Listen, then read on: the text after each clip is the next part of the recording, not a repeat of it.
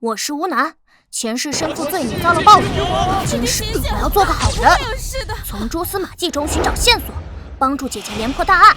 姐姐因此被嘉奖，我们搬去了更大的公租房，与刑警队长赵成龙成了邻居，我与赵磊成了朋友。小南哥哥好。难得姐姐休假，我们两家相约野餐。好了，哇，小南哥哥好厉害！走，去那边，我给你推个大的。小南转学手续办好了吧？办好了。小南啊，你跟小磊离海边远一点啊！知道了，姐。哎，你们最近还那么忙吗？老赵不爱跟我说工作上的事，怕我担心。忙啊，清案行动还没结束，连破大案做完收尾工作，署里才给放了几天假。最近有什么案子啊？有一个6月末的女孩失踪案，我本来想接手的，但是……小南哥哥，我好像挖到东西了。啊，失踪？这都8月份了，还没找到啊？这种案子特别难破，如果1-2天内找不到人的话，人就很可能被运到国外了。你挖到什么了？鞋？咱们东南亚有些国家太乱了，拐卖啊！孩子找不回来，这父母得多难过啊！辖区警所和区警署前后也查了很久，都没有线索。拉不出来。小南哥哥，你快帮帮我！我来。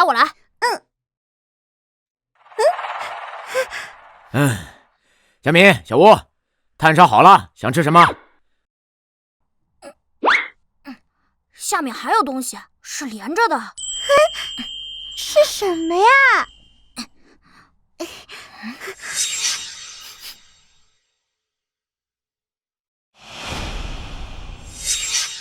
哎呀，快起来！赵叔，姐，过来，快！阿姨，把小磊抱走。怎么了这是？怎么了？啊！快把小磊抱走！来这边，带他去远点。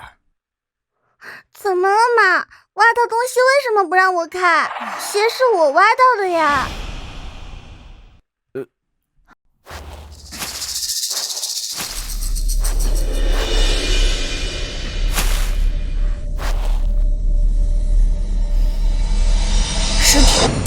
尸体？小南，这可不能开玩笑，你确定吗？我确定，我闻到了，且摸到了。小敏，你带着孩子搭车先走。小南，你也别在这儿。姐，没事儿，你看我像害怕吗？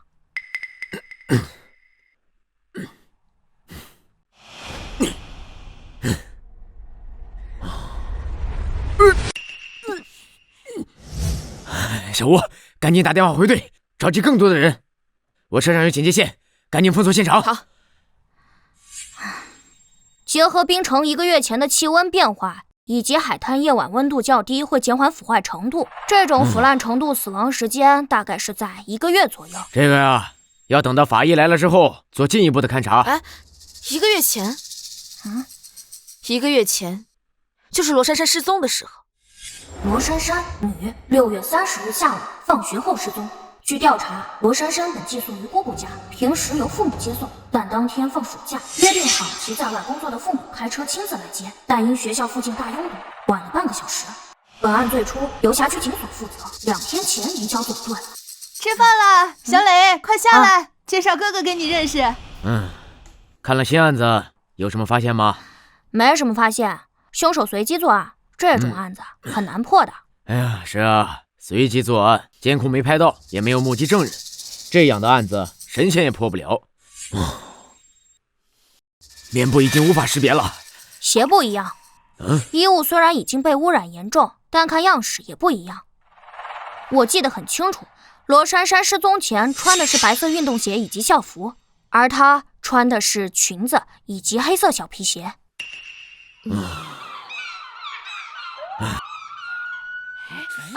离远一点，不要拍照，不要拍照。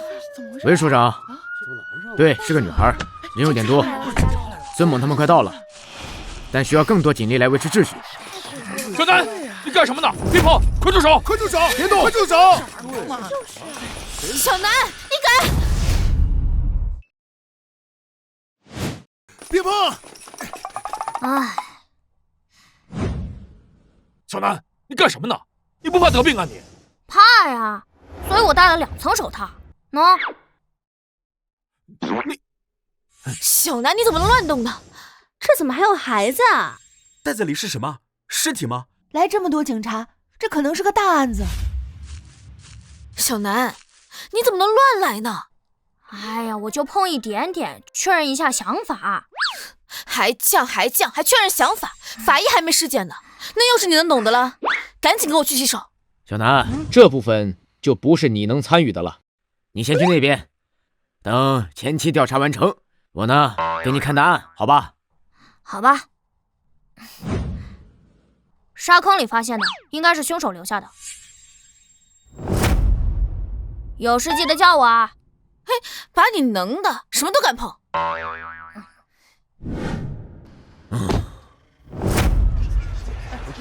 来这边，别站着了，看看这儿，都往后退啊，都往后退。哎，赶紧收起来。对，这边也拍一张。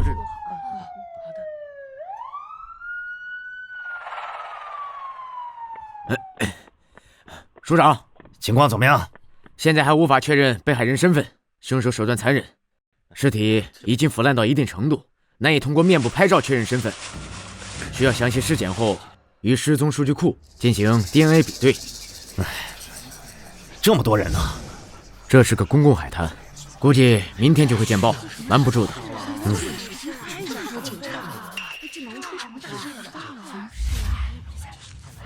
案件性质极为恶劣，恐怕会引起社会恐慌，必须尽快破案。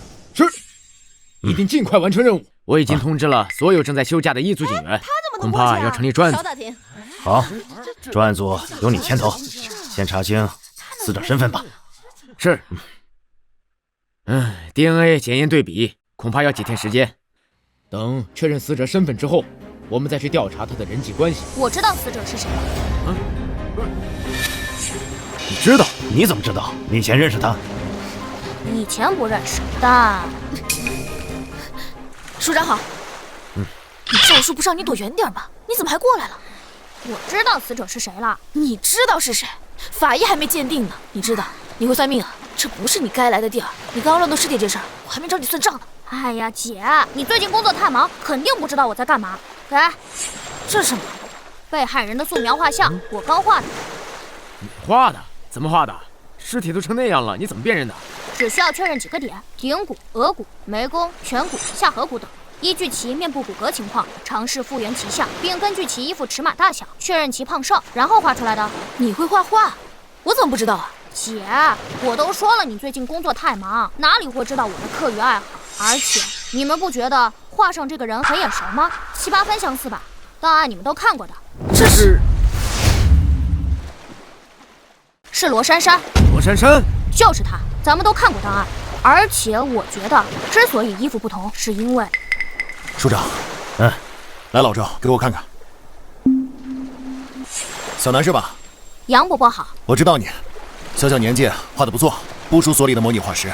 不过我并不想打击你，你毕竟年纪还小。伯伯，您直说。那我就有话直说了。这根本就不是模拟画像，而是更复杂的通过骨骼复原相貌。在法医学领域，往往需要借助3D 扫描技术，通过科学手段尝试复原，能够直接画出来并有几分相似的极少。而你只确认了一些骨骼点位。另外，人在不同年龄阶段，面部肌肉和脂肪分布均存在较大差异。例如，中年存在鼻翼肥大、发腮等，婴幼儿则会有婴儿肥，青少年初期则会皮下脂肪较多，而脸型偏圆。随着中后期，骨骼进一步发育，而五官逐渐立体。而你并没有持续的参照物，仅凭着摸骨后的记忆作画，很容易受到其他影响。就比如你看过罗珊珊的档案照片，就总怀疑是她，所以你画的和她有几分相似就不奇怪了，也就肯定是她太草率了。杨伯伯，其实吧，署长，我刚刚对尸体进行了进一步观察，虽然腐烂程度不低，面部不能识别，但好在部分皮肤还算完整。我检查了被害人的双手、左手拇指以及右手拇指食指指纹，勉强完整。不过皮肤在腐烂状态下非常脆弱，接触式采集恐怕会很困难。可以拍照留底，让署里的画师过来，最好能画下更多细节。行，马上安排。如果能够画出足够完整的细节指纹来，能够在 DNA 检测结果出来之前，更快的确认被害人的身份。杨伯伯，怎么了，小南？要不您翻个页呢？翻页？他右手拇指是保留最清晰的。你画的？刚刚画的。这怎么可能？刚刚你不在尸体旁边。我凭记忆画的，我看过，我记得。凭记忆？这不可能，这怎么可能？我是天才嘛，过目不忘的，没什么不可能。如果要是不信的话，可以去与尸体比对啊。对，是对的，画的真好。仅凭肉眼观察，差距微乎其微。署长，这可以用。我认为我复原的肖像也没问题，可直接做进一步确认。派人去罗珊珊家中，在她日常用品上采集指纹。从她的右手中指第2节存在细微凹痕来看，是长时间握笔留下来的痕迹。她的惯用手就是右手，我画的也是右手拇指，对应的应该会采集到很多，可以马上进行比对。老孙，来了，你带人跑一趟。还有，我认为罗珊珊之所以与失踪时衣服不同，很显然是被凶手换的。而她现在这套衣服的材质虽然已经污染严重，但我看得出来是以欧根纱、蕾丝、天鹅绒以及纯棉布料为材质，是在全球流行很多年的可爱风格羊群，包括鞋子是一套的。也就是说，凶手绑架了她后，将其精心打扮，而后再……我们遇到了一个该死的变态。会破案的。还有更可怕的。小南，你又发现什么了？这案子可能更棘手，我希望我猜的对，又希望我猜的是错的。先不说，等杨伯伯做完初步的尸检报告，我需要进一步确认。行，都抓紧吧。好，是。来，都过来。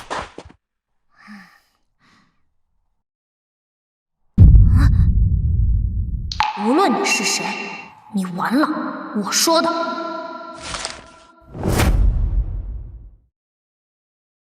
虽然 DNA 的结果还需要几天才能出来，但是根据复原的画像和指纹的比对，基本上可以确认受害人就是630案失踪的罗珊珊。目前除了扩大失踪区域的排查范围，寻找目击证人，还有监控线索，我们还要老赵。我急着要，老杨给了我初步的尸检报告，详细的还要5天。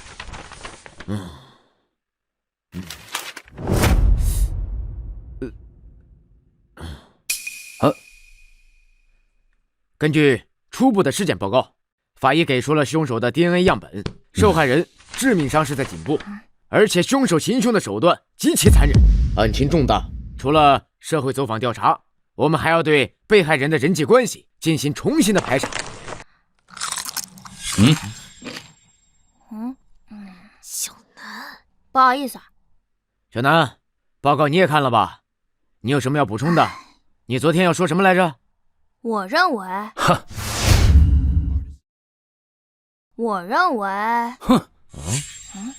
赵队，咱们这儿开会呢，闲杂人等是不是应该先出去啊？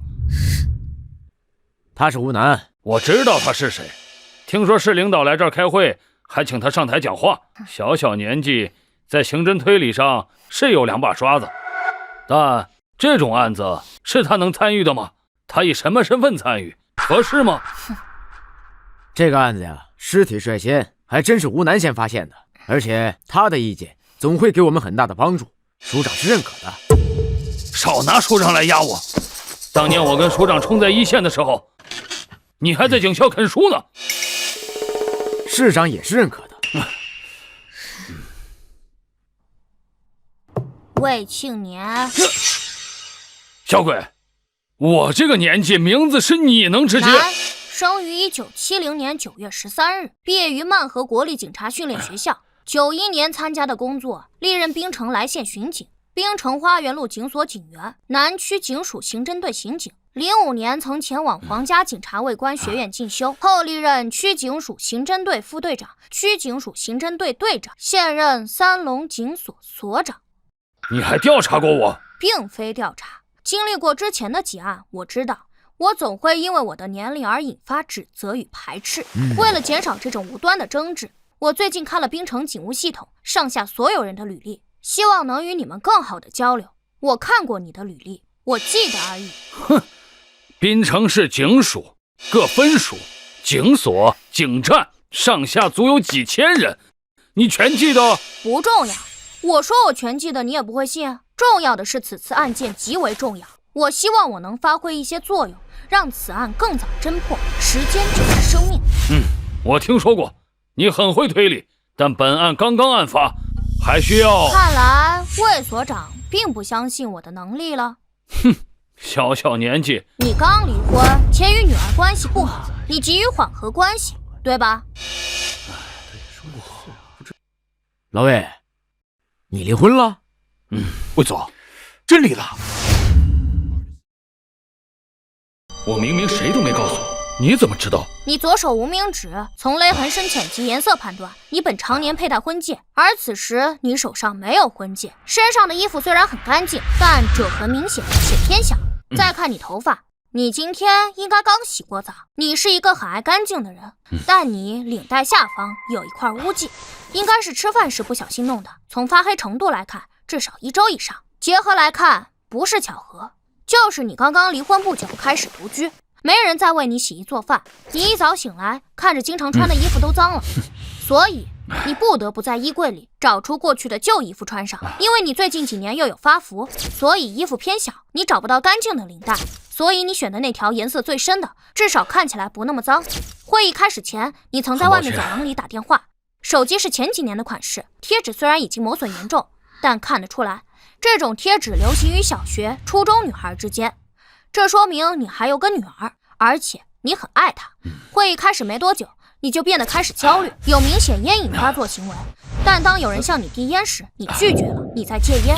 可你刚刚经历过离婚，且办案压力巨大，这种情况下，没人能强迫你戒烟。你本该烟瘾更重，而看你气色也不是身体出了问题，所以你是主动为了谁在戒烟。这个人在你的生命里分量极重，你想讨好他。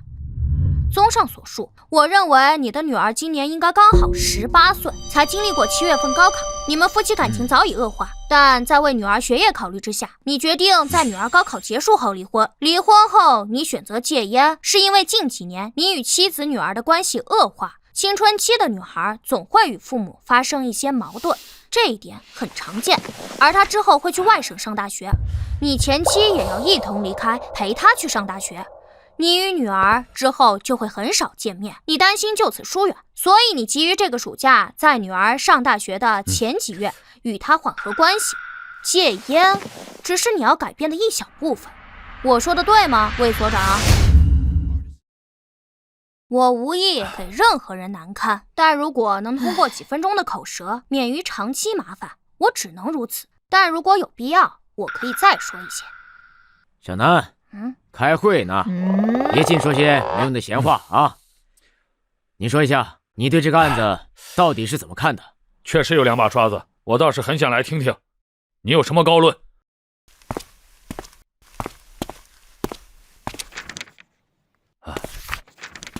有2点，但很重要。第一，我认为凶手并不是第一次作案，他很可能是连环案的凶手。第二，我认为凶手可能会在近期再次作案。这种恶性案件都是要上新闻的。据我所知，近些年从来没发生过这种恶性案件，连环案再次作案。小朋友，你不要信口开河。小南，你是依据什么做出这样的判断？首先，凶手给被害人换了衣服，将其精心打扮。其次，据尸检报告看得出来，被害人致命伤在脖颈、颈骨仅遭受1次斩击，这说明凶手并非是在慌乱之下采取捅刺、勒颈或闷死等方式杀害被害人，他非常干脆。再者，尸体发现于常有人去的浅湾海滩，而且还拿到了凶手的 DNA 生物样本。在被害人失踪距离1个多月，凶手完全有时间毁尸灭迹，埋尸荒山或者焚尸，可他偏偏随意埋尸。还有，据校门监控，被害人是因没等到父母，自行离开校门监控范围，而其父母是因堵车迟到，是偶发事件。我虽然还要对他的人际关系进行排查，但就我个人而言，我认为本案绝大概率依旧是随机作案。结合以上，凶手随机作案，手段冷酷狠毒，并不是第一次，且并不在意尸体与自身 DNA 被发现。从犯罪心理学角度，或站在犯罪者的角度来讲，它符合一个变态连环案凶手的特征。他很可能过去就做过此类案件，曾随意抛尸，曾被警方拿到 DNA 生物样本，但从未被抓到过。做下连环案后人间蒸发，直至今年他再次开始作案，依旧是随意处置尸体。我甚至觉得他是在挑衅警方，没被抓过，他无所顾忌。综上所述，我有2点建议：第一，将凶手的 DNA 生物样本连夜送去省府进行比对。冰城的 DNA 测序3天才出结果，而省府设备更先进，1天之内就能出结果。如果顺利的话，明天下午应该就会拿到凶手的 DNA 比对，来确认这是不是同一凶手所为。第二，应通知各区警署、警所、警站，近期一旦再次发生失踪案，一定要第一时间上报。据罗珊珊失踪已经超过1个多月，凶手极有可能会再次作案。我刚刚说了，时间就是生命，是潜在被害人的命。我带样本去省府，走高速的话5个小时就能到。稍等一下，小朋友，你为了让你的推理听起来没有漏洞，你在特意回避酒精问题。尸检报告写得很清楚，你故意回避。尸体里发现有酒精成分，应是被凶手灌酒。凶手可能饮酒，他或许本不是好人，酒精放大了他心中的恶念，所以他残忍、变态，做出各种非理性行为，这也是一种可能，对吧？你为何对此提都不提？懒得说而已。我并不想把大家的时间浪费在开会与辩论上，我的目的只想说服赵叔加快做 DNA 比对，以及防止潜在被害人再次遇害。我之前说的那些已经够用了。懒得说，还是说不明白。不过你非要问，那我也可以教你。教我？你觉得凶手为何要再次作案？再次作案是基于你的推理，那就基于我的推理。假设他是连环案的凶手，那他为什么要再次作案？因为生活变故。如今新闻媒体如此发达，近些年从未听说过有这种恶性连环案，那就是很早以前的连环案。凶手沉寂多年再次作案，极有可能生活发生巨大变故，生活不顺，走极端。他不仅喝酒，酗酒也很正常。我并不是在回避酒精问题，其甚至能让我的推理更加完整。我还有很多细节没说，比如学校与浅湾海滩的距离，海滩附近道路监控分布情况，以及放学时学校人多眼杂等等，我都可以做出相应的判断。我不说是因为我不想浪费时间，凶手是否是连环案的凶手本就不需要做复杂论证，等 DNA 对比结果出来自然会知道。我再重申一遍，时间就是生命，是潜在被害人的命。老孙，我这就是。小吴，你带人继续排查监控。好。老魏，你继续寻找目击证人，我派别的辖区的警力到你的辖区，由你统一的指挥。交给我。小陈，到。你跟我去署长那儿汇报工作。是。那就先暂时散会，明天会有专案组大会，到时候各部门我们统一的去整理具体的情况。根据学校及附近的监控，因为放暑假，大量的学生家长来接，在案发后的1个小时之内，共有1375辆车经过，男车主890人，女车主485人，其中包括非本车主驾驶的车辆，需细查监控，一一比对。这个工作量还是蛮大的。小赵，这个案子现在社会影响非常坏，我知道案件极其复杂，我不会要求你们限期破案，但你觉得你们还需要多久？1个月。市长，像这种案子，伯伯，凶手随机作案，在新线索出现前，没人能证明破案时间，而如果始终查不到有效线索，甚至可能成为悬案。你小子戴着耳机，耳朵还这么灵啊？没开声音，一直都听着呢。报告，进。队长，孙队说打不通你电话，打到我这里来了。开会手机静音了，怎么 DNA 比对有结果了？有，孙队说与515系列案凶手 DNA 匹配吻合，案件简报还在发送传真，一会儿就过来。515案，515系列案，好像啊。对515案。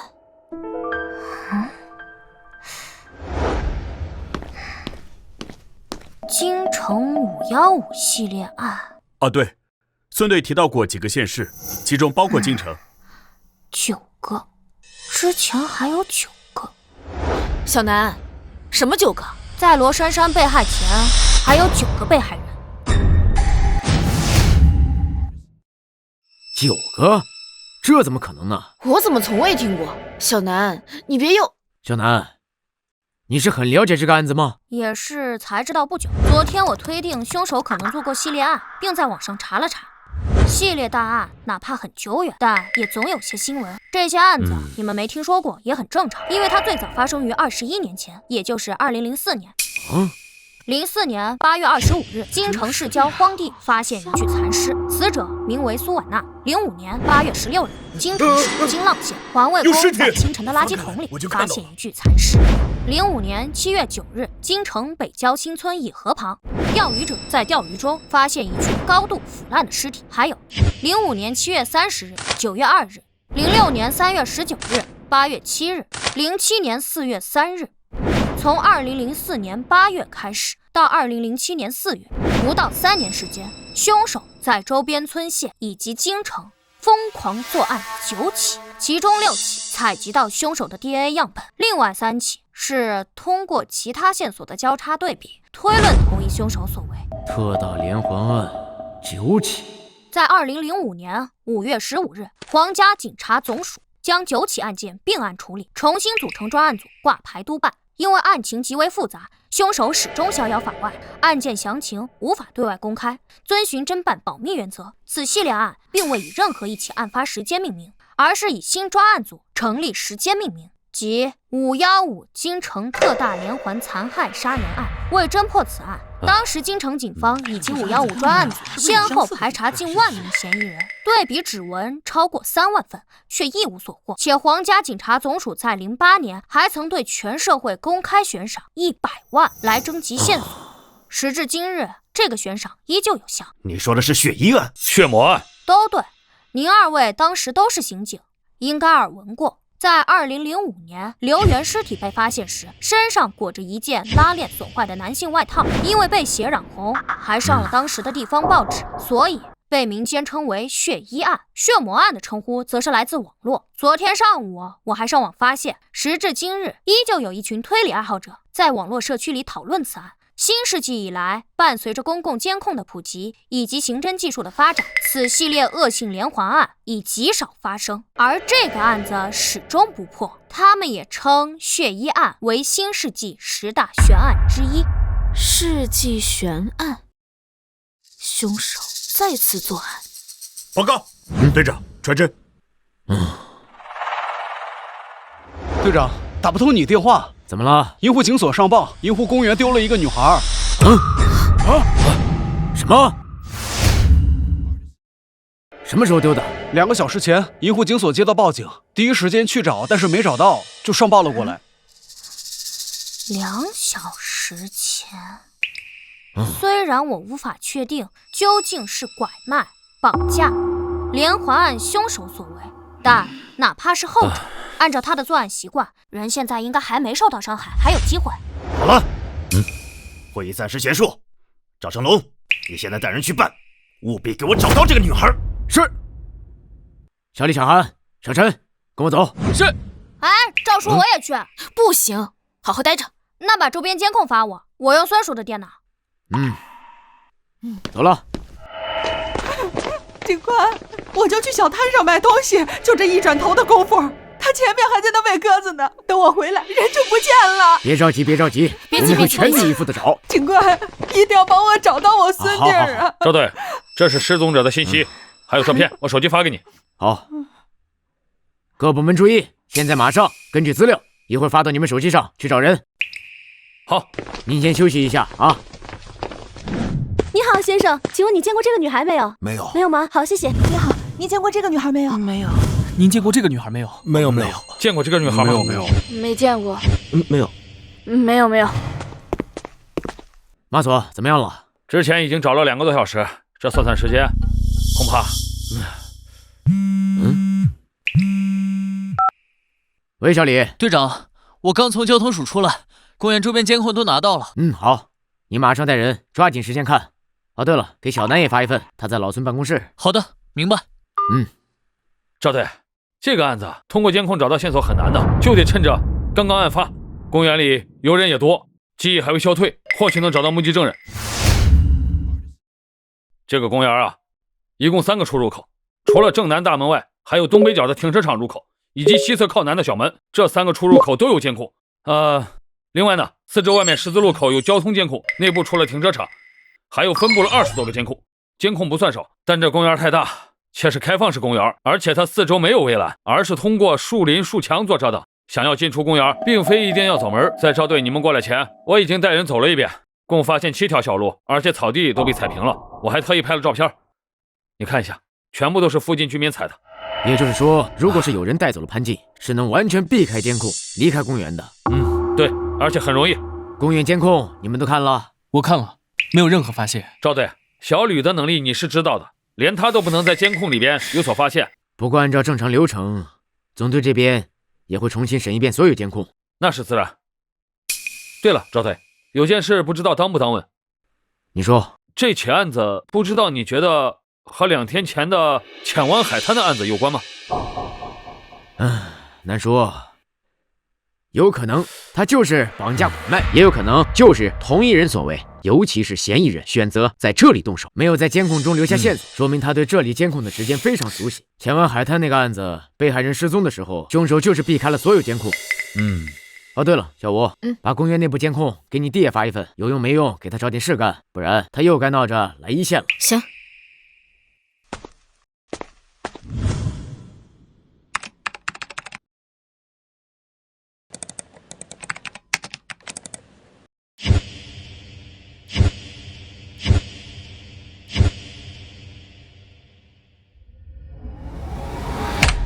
找到你了啊！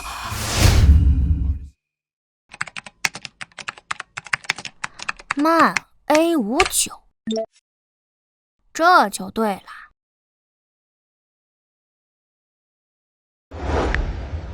哎，小南，你们回来了吗？还在公园排场。这个点你吃饭了没？没，我找到线索了。找到线索了？是的。队长，查清楚了，是一场误会。目击者看到的不是潘静，只是跟他长得相似，上衣颜色一样。当时跟他在一块的是他母亲，确认过，已经回家了。那你们继续查吧。这公园这么大，这么多人，你们继续问，我就不信没有蛛丝马迹。是。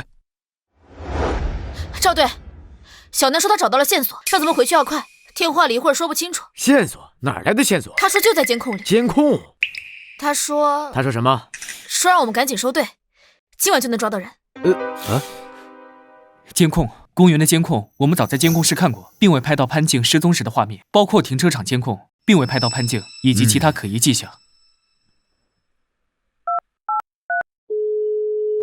哎，小陈，你那边监控看的怎么样了？队长，暂时还没有发现。好，我知道了。小吴，你跟我回去。赵队，你们真走啊？怎么了？小南是小吴的弟弟？是。小吴现在可是咱们滨城的明星警员。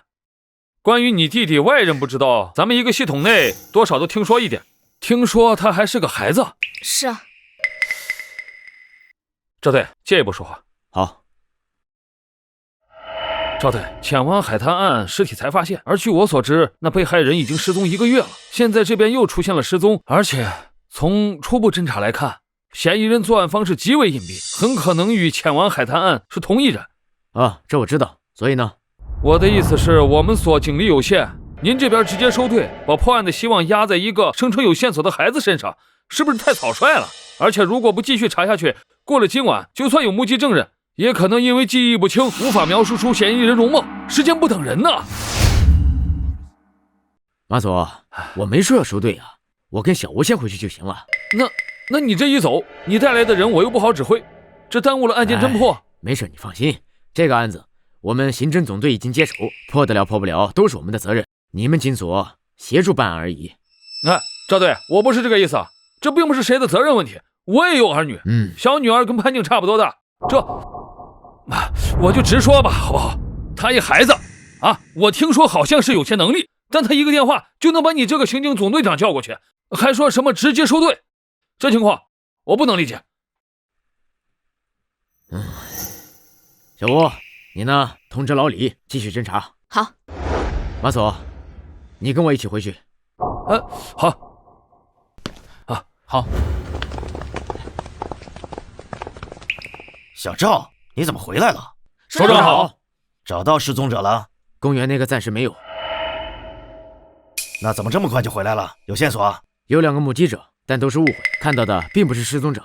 不过小南那边有线索，他看了监控，他说今天晚上就会抓人。那他现在在哪儿？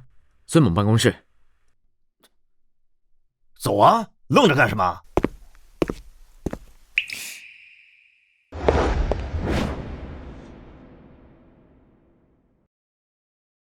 兰姐，到时候你就……小南啊，你一个电话就把我们给折腾回来了，还让我们快点收队。今天晚上你要抓不到人，我可要惩罚你了啊！我这年龄，你能罚我什么？罚你10套暑假作业。好吧，我接了。那如果今晚能抓到，能不能不写暑假作业？好简单，好无聊啊！这事儿我说了可不算，你得问你们学校老师去。那我要去抓捕现场。不行。小南，你新电脑买了吗？是不是还没买？今天晚上你抓到人，我自己掏钱给你买。啊，我破案又不是为了钱啊。好了，说案子。你这是干什么？剪辑啊，拉监控多麻烦，这么多人啊。去会议室吧。时间紧急，我闲话少说。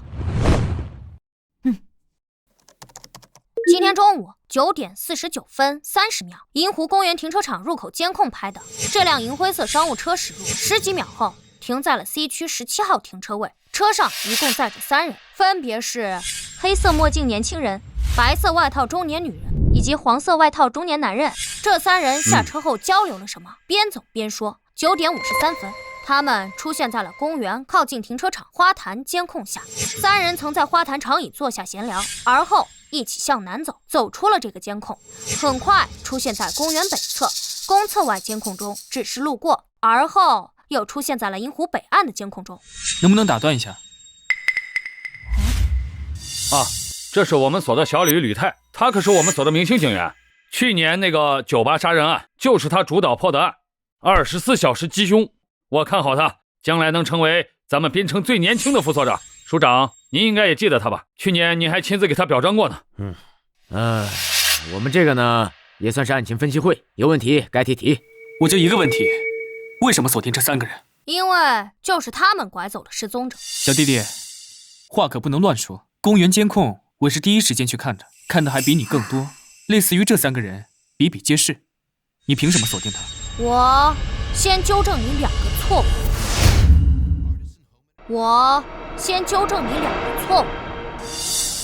第一，我并非一开始就认为他们是嫌疑人，我站在怀疑一切的角度看监控。银湖公园本就人流量大，形迹可疑的人很多，比如兰姐。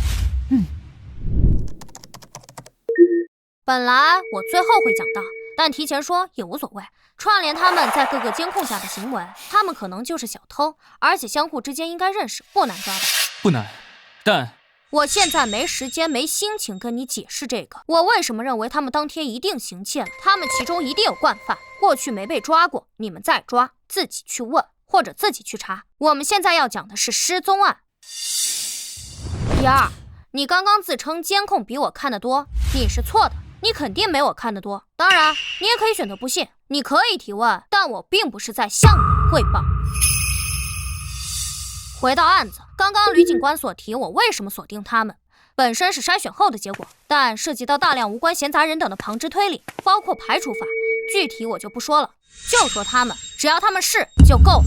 上午10点20分左右，他们出现在公园的游乐场附近，多个监控全都拍摄到了他们，并停留闲聊。10点47分左右，他们离开了公园游乐场，之后很长一段时间都没有出现在任何地方。11点07分，位于鸽子广场西北角的监控拍到，他们就是在这里分开的，是年轻人先离开，向西走，离开了监控，之后是白衣女、黄衣男一起向广场里面走。注意这个画面，他们在离开时都先后偷看了监控。再看这里，11点35分，黑色墨镜年轻人出现在篮球场边上，看人打篮球，一直在看，直到12点09分，他接了个电话，而后走出监控范围。考虑其步行速度以及路线长度，这几个截取监控画面都可以证明，这墨镜年轻人在接完电话一路直接回了停车场，然后开车离开公园。赵叔，姐，你们觉得他们还不可疑吗？按你刚刚说的内容来看，这3个人是早上9点多到达公园，到中午12点多，年轻人独自开车离开。但是他这一个上午，他们都只是在公园里闲逛，没有目的，而且还注意着监控。如果从案情分析和怀疑的态度来讲，很有可能只是小偷而已。而且2个中年人带着一个20多岁的年轻人开车来，外地车牌，很像是来旅游的，父母和儿子一起来。咱们滨城本就是重要旅游城市，如果他们第一次来银湖公园，四处走走看看，发现确实没什么意思，说他们是来旅游的，应该也很合理吧？对，推理到这一步有很多可能性。而且，虽然报案时间，你不能因为年轻人接电话的时间和潘静失踪的时间相近，就贸然断定与他有关。失踪主家属报案时间是今天中午12点15分。据他描述，当时他的孙女潘静正在喂鸽子，他去一旁的路边摊去买零食和水，还给鸽子买了玉米粒。根据路边小摊附近监控，他是12点06分来到摊位前，12点10分离开。走回去后，发现他的孙女丢失了，找了几分钟才报案。潘静是在那4分钟之内失踪的，而篮球场里面的年轻人是在12点09接到电话。巧合？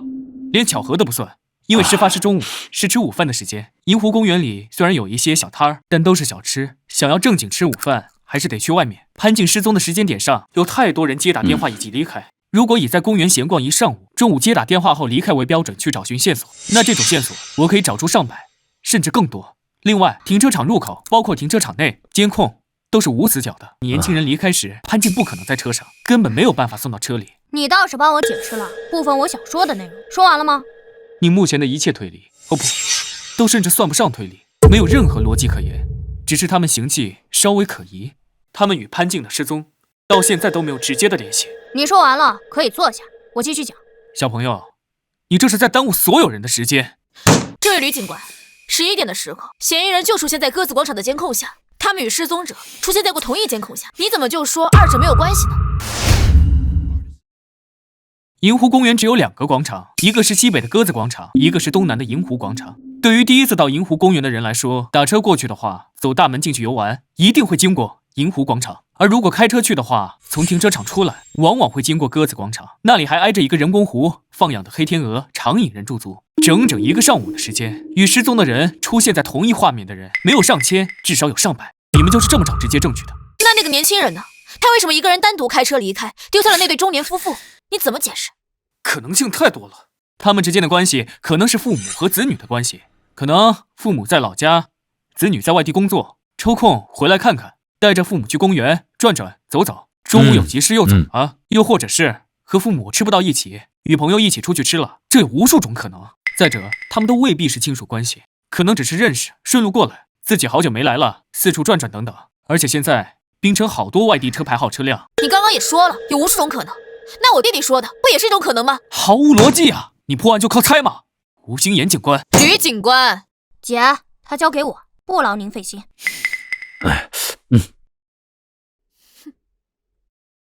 我继续讲。我知道你不服，明星警员，年纪轻轻，前途不可限量，你很骄傲啊。我还能有你年轻？尤其是你先看过公园监控，自称看过很多，但你没有看出明显的问题。而我年纪小，我说我看出来了，且推论出其也没什么算亮眼的地方，所以你不服，对吧？我不想跟一个小孩子置气，这是破案，时间就是生命。时间就是生命，我喜欢这句话，所以我打算给你个机会，也为了你别再轻易打断我。我问你个问题，如果你能回答上来，我现在马上下去写我那10本暑假作业，你上来讲。但如果你回答不上来，就请你闭嘴好吗？你问。问题很简单，在年轻人开车离开后，他是否回来过？如果回来过，什么时间以及哪个监控他出现过？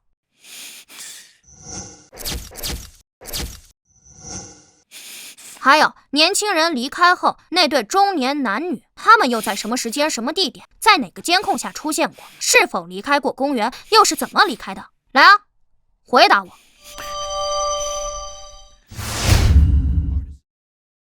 看得出来，你是一个注重切实线索、很讲逻辑的人，你不会去胡乱猜测。所以，什么时间、什么地点，谁在哪个监控下出现过？想不起来了吗？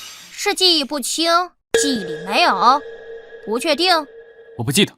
那就闭嘴，别再轻易打断我。你记得？当然。就算你记得，我是中午12点半看的监控，距离现在已经过了好几个小时。你是下午刚刚看过，还无端的把这3个人直接定为嫌疑人，甚至特意把他们的画面剪出来了。你当然会记得，这算什么本事啊？那你觉得有没有这种可能性？什么？他们不在。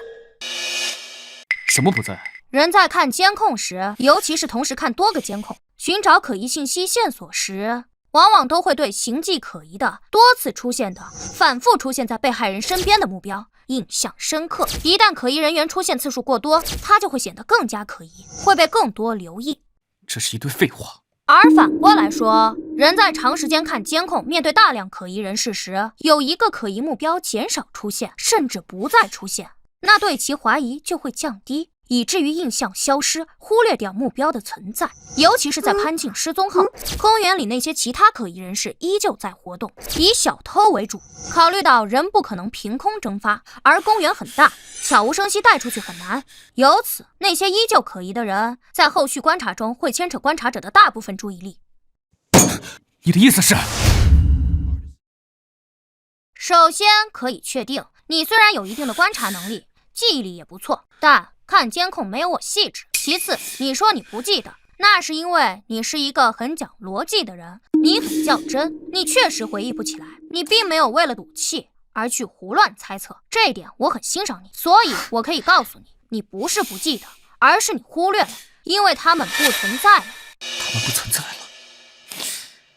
从今天中午12点09分，年轻人接电话，马上开车离开公园后开始算起，我可以100%确定，公园里的所有监控再也没有拍到过这3个人。监控没有拍到过年轻人开车回来，也没有拍到白衣女是怎么离开公园的。在潘静失踪后，年轻人走了没回来，他们也好似人间蒸发一般，消失在了公园里，这正常吗？你还觉得他们没有嫌疑吗？你是对的，他们，当然，这并不能怪你，你又不是我。银湖公园每天都有几千人观光，几千道身影在数十个监控下反复出现，这种排查难度，而那3个人一上午的行为并不起眼。如果不单拔出来看，他们也不过是普通游客而已。你一开始就不会注意他们，自然也就不会知道他们之后不存在了。不对，哪里不对？不够，这不够，还有太多可能性。如果只是推理到这种程度，还不足以证明他们就是绑架者，还有其他的可能性。而你说今晚一定能抓到人，你在说大话，你在赌，你在说大话，你在赌。可以根据车牌号锁定车主，今晚确实是能抓人。既然有疑点，肯定要问一问，这也是排查的一部分。不过，可能抓错人。首先，3人行踪最大的疑点是中年男女的之后的踪迹，因为根据监控显示，他们进入公园后走走停停，观察感很重。如果他们是游客，第一次来这个公园，那么中年男女之后的消失就极不合理。他们对公园不熟，一上午总是暴露在各种监控下，之后怎么可能刚好避开所有监控离开公园？哪怕没离开继续观光，也应该频繁出现在其他监控下才对，怎么会消失？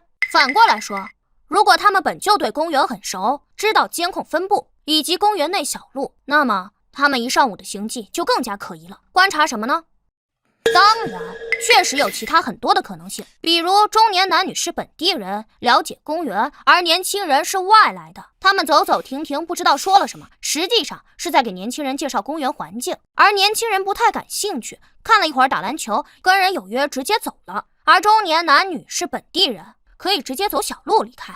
他们也可能是小偷团伙，亦或者他们就是最普通的一家三口，太熟了反而没什么好看的，随意看看转转而已，聊的都不是公园里的事，看起来稍微奇怪而已。所以你在赌他们时，这就是你发现的。我当然没在赌。那他们人都走了，你还有什么可说的？因为你，我耽误了很多时间，一会儿还得去交通署。我直接说重点吧。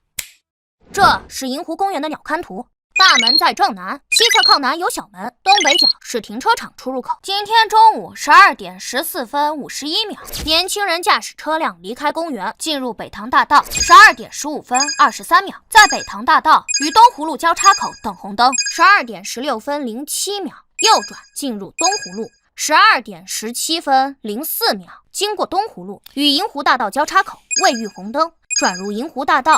12点18分15秒，经过银湖大道与西陵路交叉口，等红灯。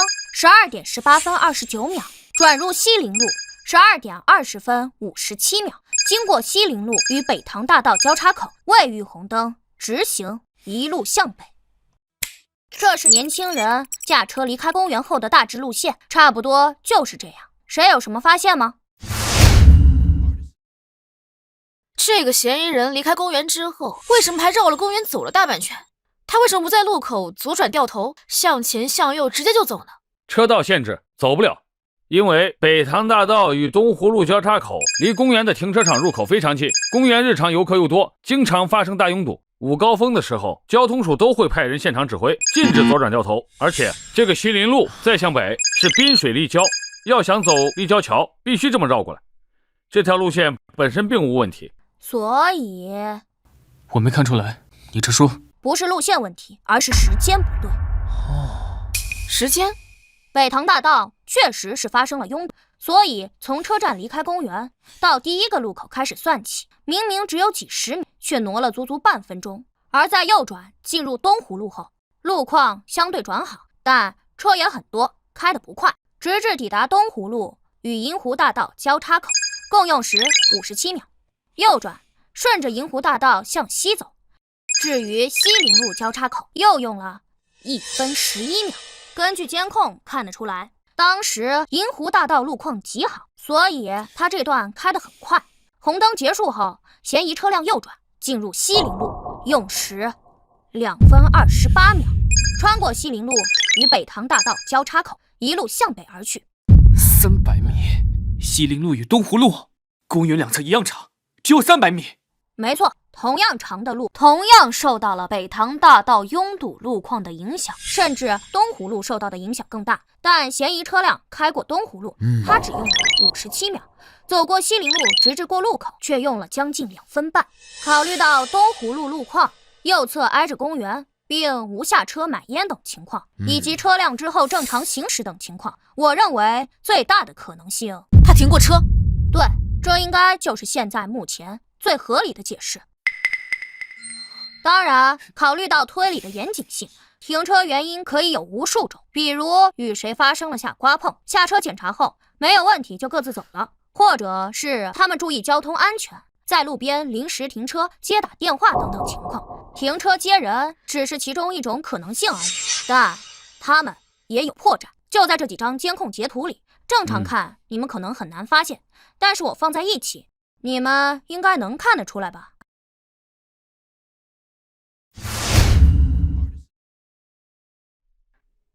第4张，挡风下面有白色的东西。那是什么？啊？交通监控本来存储量就非常大，清晰度有限，如果放大看的话，很难看得清楚是什么东西。是衣服。衣服？团起来的衣服，那个中年女人所穿的衣服。这是一种聚酯纤维材质的防晒服，非常轻薄，团在一起体积很小，就是中年女人进入公园时所穿的那一件。她曾在闲逛过程中将衣服脱下，搭在臂弯里，之后又曾穿上。而在年轻人接到电话的10几分钟前，这个中年女人最后出现在监控里，她一直穿着这件衣服。年轻人返回停车场，一路上经过多个地方，手中并无这件衣服，也就是说，不存在年轻人回停车场的路上，在某个监控盲区下从中年女人手中拿走衣服，帮她带走的可能。综合来看，只剩一种可能：她曾在西陵路停车，并与中年女人碰了面。然后再看这几张图对比，由于光线原因，有些画面拍得相对清楚，有些画面拍得不清楚。而在清楚的画面上看，商务车是黑色内饰，而最后经过的路口截图，因为风挡玻璃反光看不清副驾，但仔细看能看到一抹棕色。这中年女人里面穿的就是棕色的衣服，她在车里。以上可以证明，中年女人不仅仅与年轻人碰头了，还上了车。而且我认为那个中年男人也应该在车上，只是坐在后排，监控拍不到。还有更多的推理细节，比如为什么是中年女人坐前排，白色防晒服会被丢在风挡上，我可说可不说。单就说大体上推理到这一步，我至少有60%把握确认失踪的潘静也在车上，在后排由中年男人看着，且意识模糊。抓人吧，赵队，所长，这么多疑点，这世界上不存在那么多巧合，大概率就是他们。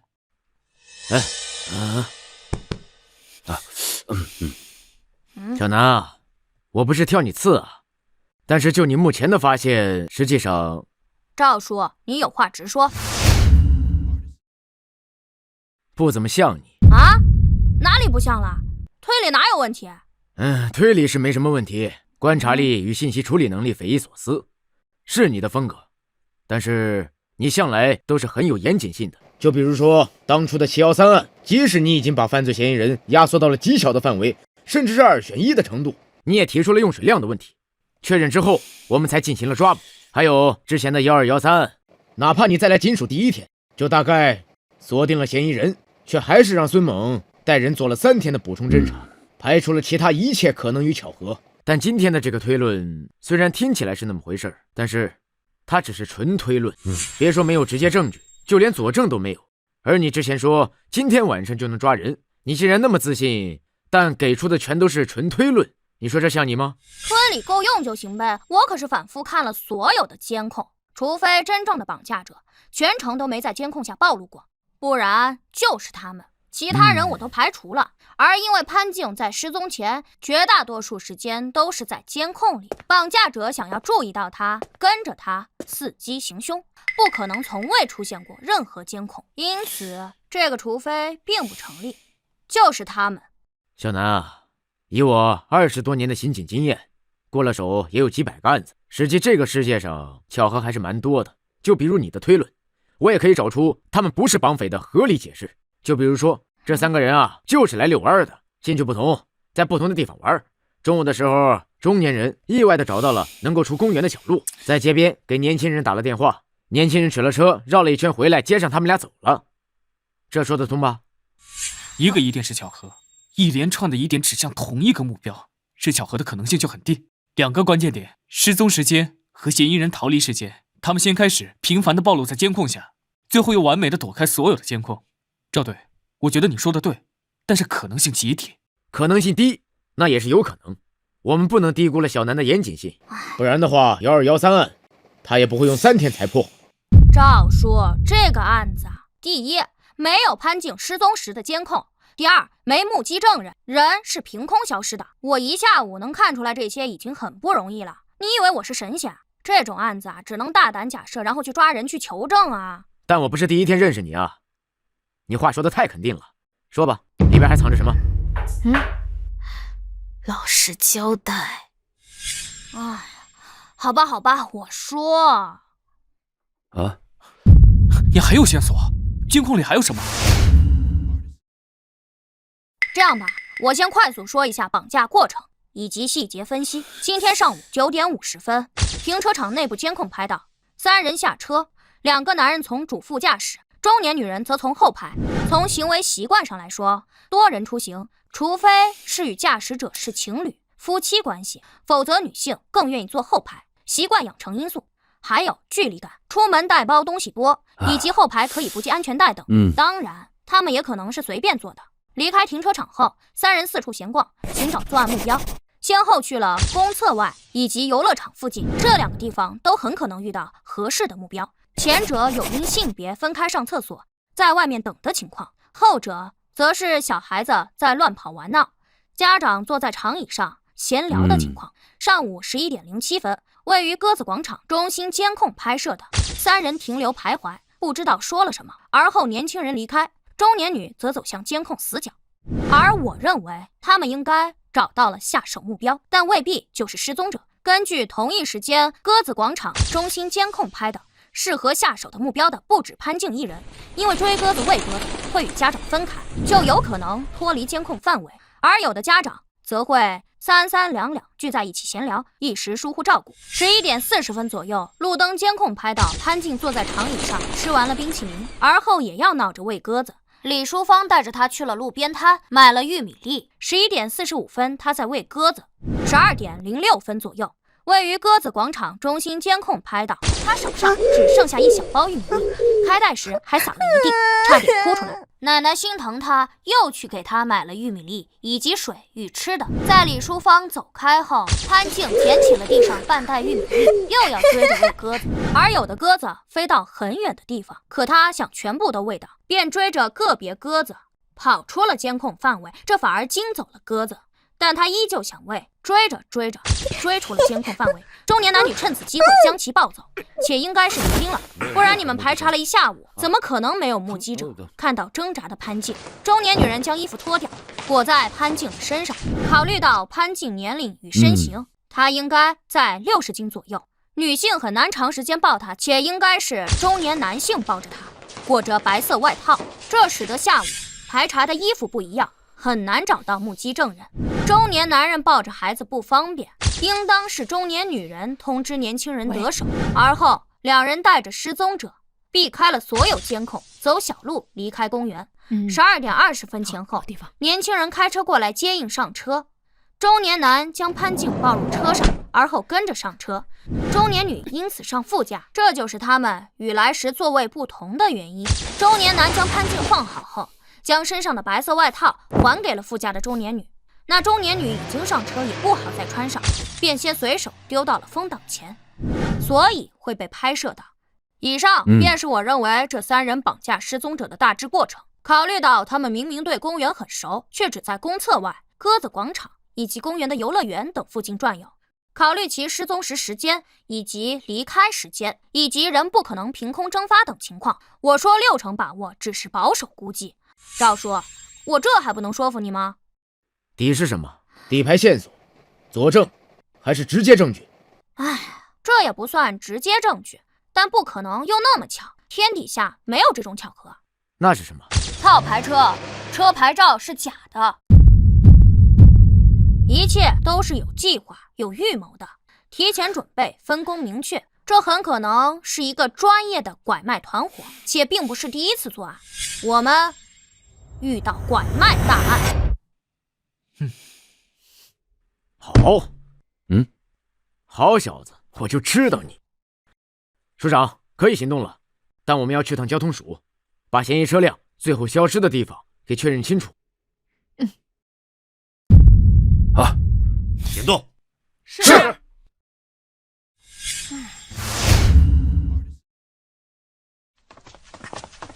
啊，赵叔，等等我！我聪明绝顶的天才弟弟啊，能不能告诉你姐姐，你怎么知道嫌疑人的车辆是套牌车的呀？你在交通署有熟人啊？这个嘛，小南，我最近在复盘一些老案子，我突然发现你是不是提前查过王胜利家用水量的情况？不愧是赵叔啊！怎么查的呀？网上呗，我破解了供水系统，确认过信息。小南，这个嘛，我自己有我自己的办法。哼，吴南，我跟你说了多少遍了，你怎么还能这样呢？连交通署的系统你都敢黑啊？你就不能给我打个电话？是我不能帮你查，还是赵叔不能帮你查？哎呀，破解都是顺手的事儿，打电话多麻烦。还顺手的事儿？你找到的黑客呀？我可保不了你啊，赵叔也保不了你。哎，赵叔，你看他。好了，小吴，都是为了案子，小南为了破案，特事特办，赶时间，走了。小南，你姐都是为了你好。哎，我知道，她怕我啊，将来走上犯罪的道路。你放心吧，只要有她在，我一定不会。而且你姐说的对，你可以给我打电话，我帮你查。可是那很难解释啊，就比如今天，我说我让你们直接锁定他们就是嫌疑人，让查嫌疑人车牌号，没有实质性的推理，那你们会信吗？这样以后跟我说，我先信，行吧？这可是你说的啊。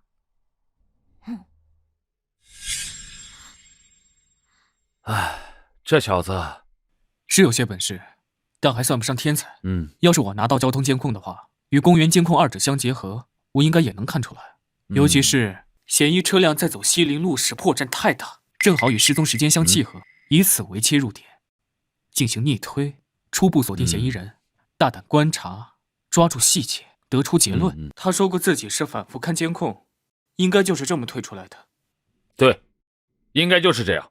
哈哈，小吕啊，他还是个孩子，又没系统学过刑侦，当然不可能跟你比了。他才破过几个案子，这2年咱们银狐所的超高破案率，可是都靠你啊！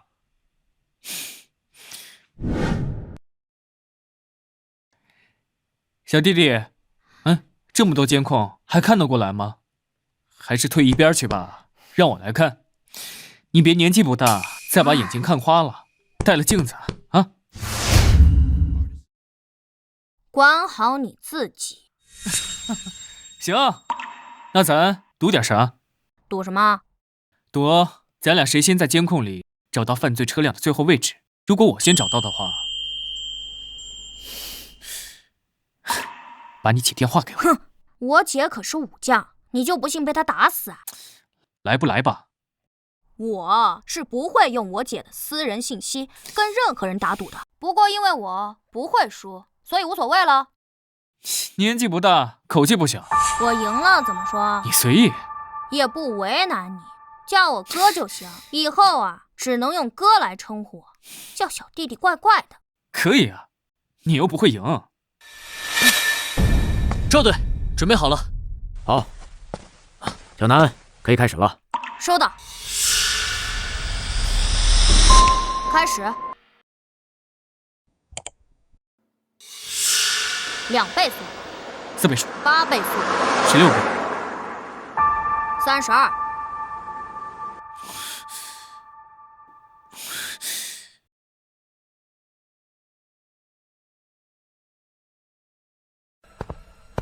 哎，这小孩谁啊？怎么跟着一起看？好像叫什么吴楠。赵队，人眼不可能跟上这种快进频率，这不胡闹吗？嘘，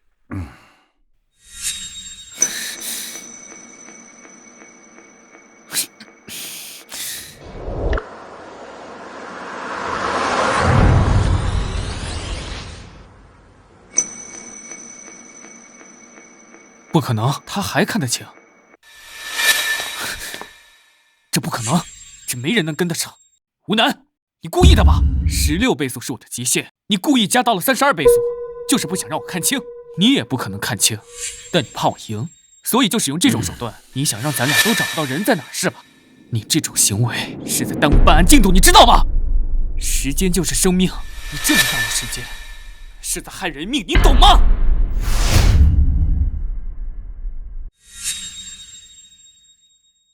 怎么不说话？是被揭穿了？吴楠，好大的帽子啊！能不能闭嘴？看不出来就在旁边等结果。赵队，你不管吗？赵队，让他站着大屏幕再装模作样的看下去，没有任何意义，浪费所有人时间。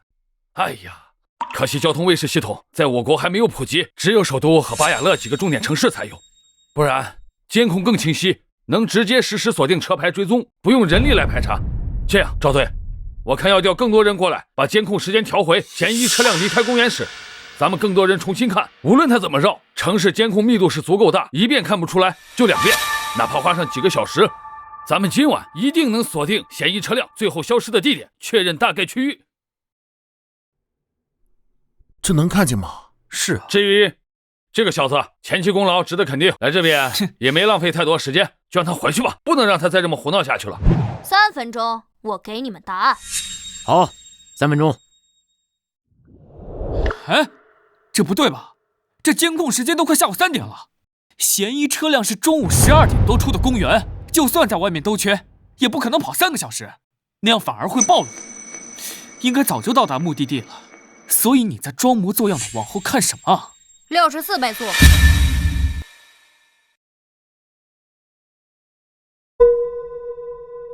胡闹！64倍是人类能看清的吗？你以为你是神仙啊？哎，你安静。我看你还能成神仙不成？赵队，你这样一意孤行，就算这孩子没浪费多少时间，那传出去，对你名声不好吧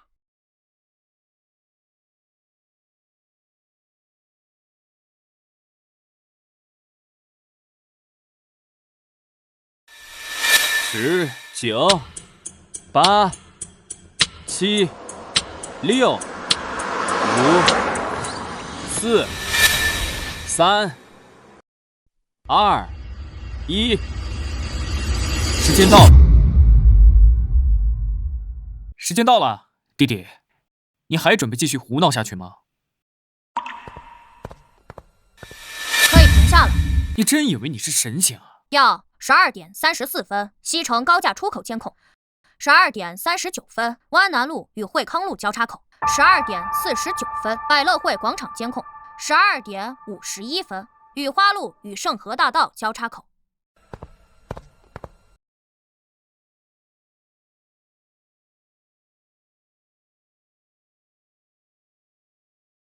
14点04分13秒，永恒路与福汇街交叉口。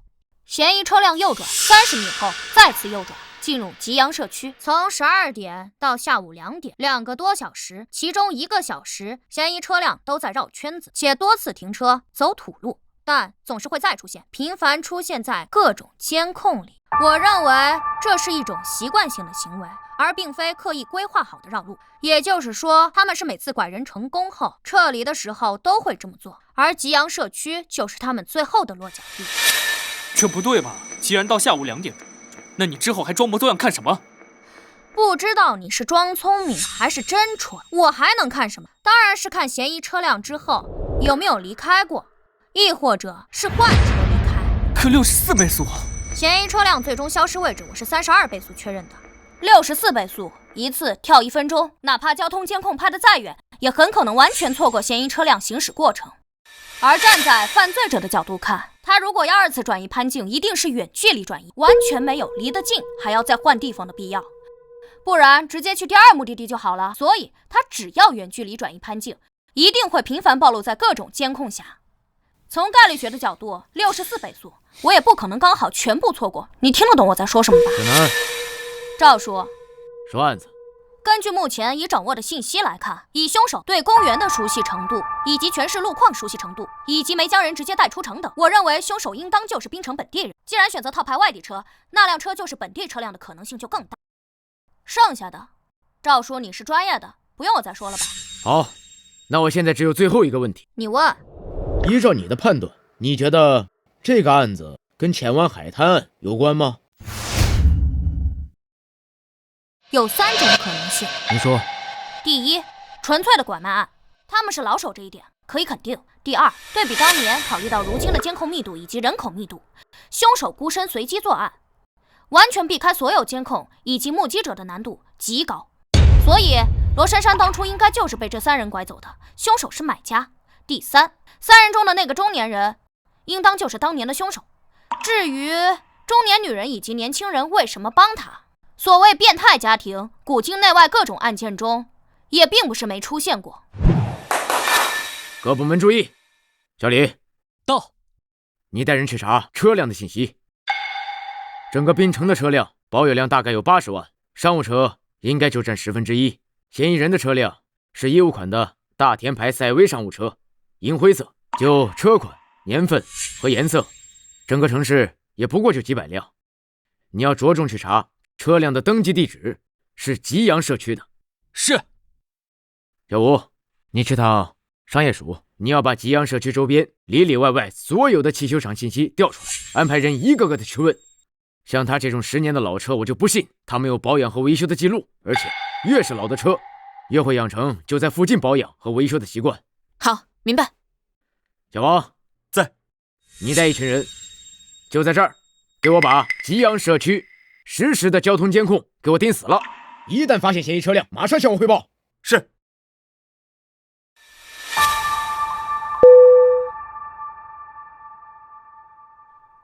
哎，老孙，下高速了吗？下了。哎，那刚刚好啊。你这样，你赶紧打电话安排一下，你调几辆车，马上去吉阳社区。要便衣，你先过去，蹲守信息我之后发你。都来得及，放心吧。好。喂，朱所长，哎嘿，是这样啊，麻烦你啊，帮找个人。对，那个应该是就住在你管辖的片区。一会儿啊，我把监控录像给你发过去，你看看有没有熟脸。好嘞，那我等你消息。赵队，咱们怎么不直接过去？毕竟吉阳社区也没多大，进去搜他。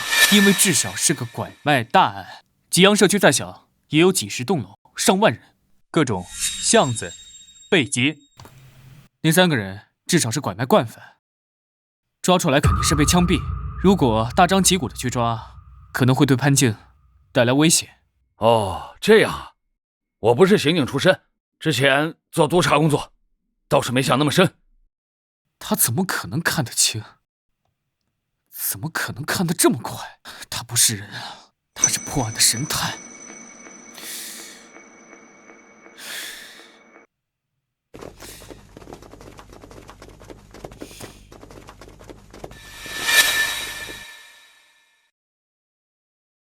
队长，查到了，相同品牌、年款、颜色的，登记在吉阳社区的有3辆，这是车主信息，都是中年男性。队长，永红路有家维修店传来信息，说他们上个月维修了一个车辆，和嫌疑人那个车型是一样的。因为是外地牌照，所以他印象很深。送车过来维修的是一个戴着口罩的年轻人，但是登记的车辆信息跟嫌疑人车辆不符，车牌号不对，我怀疑是套牌，跟这个月用的不一样。登记的电话号码我也查过了，是一个已故老人的，我怀疑也是非法渠道获得。但是修理厂监控只能保存7天，无法拿到送取车监控，而且他们用的是现金交易，没有银行卡和网络转账的信息。好。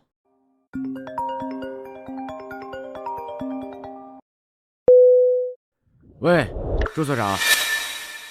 哦，是都没看出来吗？的确，监控录像还是不够清楚。行，那就这样吧，给您添麻烦了啊。那个，南哥，忙着呢。赵叔，这是3人的画像，虽然公园监控不清晰，但是足够全，各种光影角度下都有，一些细节还是能画出来的。我能确认至少7成像吧。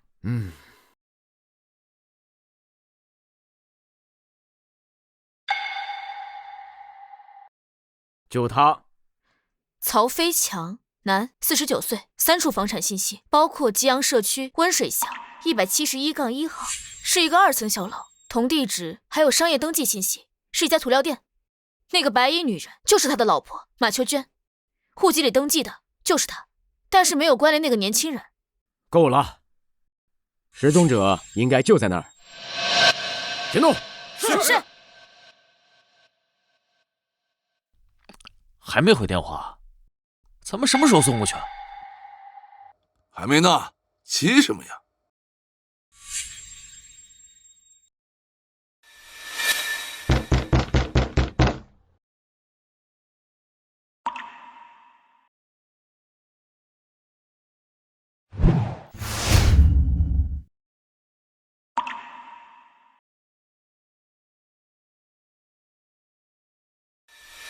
是个小要饭的，这不亲自送上门来，活该咱们发财。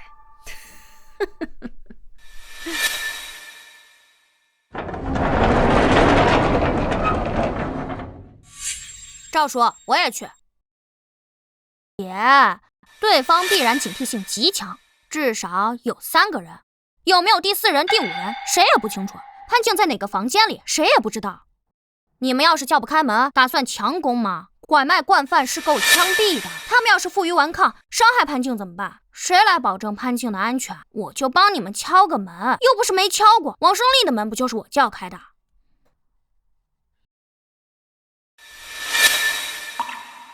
行行好，可怜可怜我。哟，挺可怜呀，就你一个人。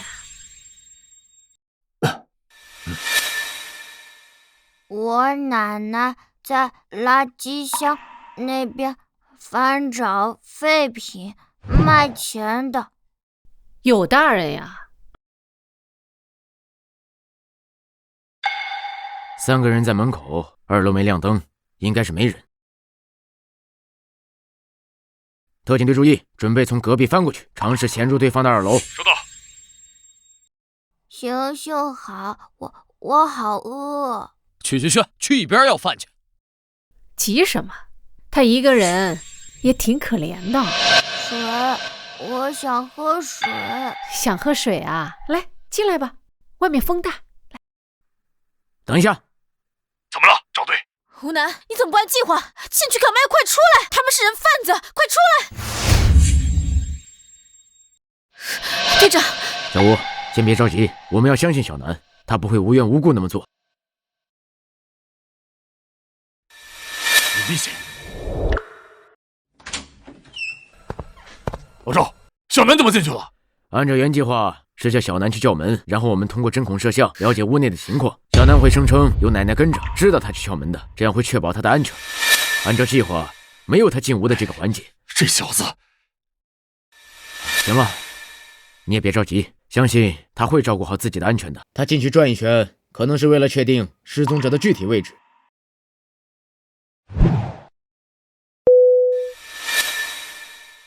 喂，住所。哦，确认了是吧？好，我知道了。队长怎么了？有话直说。是这样的，我联系了管辖的警署，给他们发了画像，他们认出了这3个人中的那个年轻人，而且根据系统的对比，熟练。故意伤害判了7年，去年刚出来。跟这俩夫妻是姑侄关系。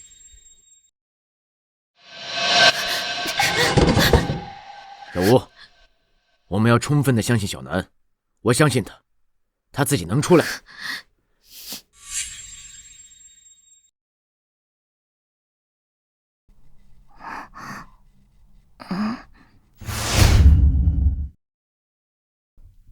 二姑，放他进来干嘛？外面有大人，咱不能动。是啊，媳妇儿，咱们本身就不干净，这孩子突然失踪了，就算他奶奶闹不清，警察到咱这儿一搜，那咱们麻烦可就大了。行了，你们俩懂个屁呀！哼，但凡是一个老太婆带了一个孩子要饭，我们问清楚，我们有的是机会。小朋友，你从哪儿来呀？村里。就你和奶奶呀？你们是要去哪儿呀？奶奶说北边有大城市，有钱。哎呦，还要去外面的城市啊？那你们走着去啊。你们晚上住哪儿啊？桥下面。说不定今天晚上就有机会。哎，小朋友，你晚上要去住的桥洞，你还记得在哪儿吗？啊，你渴了饿了吧？随便吃。谢。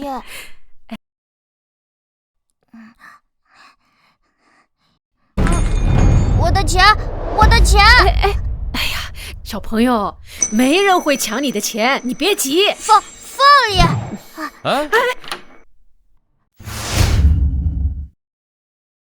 确认失踪者位置。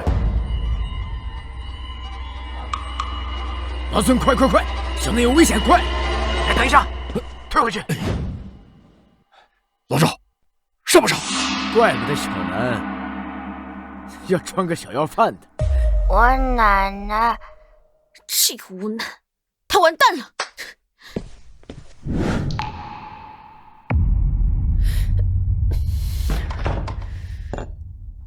他犯错了吗？是啊，你怎么知道？我不乖，平常我奶奶也对我这样。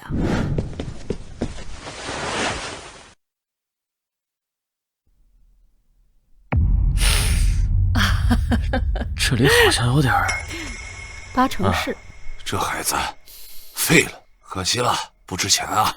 别再问了，赶他走。谁说不值钱了？他有胳膊有腿的，你看他那双眼睛多漂亮啊！小傻子，你奶奶多大了？80多呀？80多？这不可能，这年龄差太多了。应该是被遗弃的，被这个拾荒老太婆捡了，养这么大，不能放她走。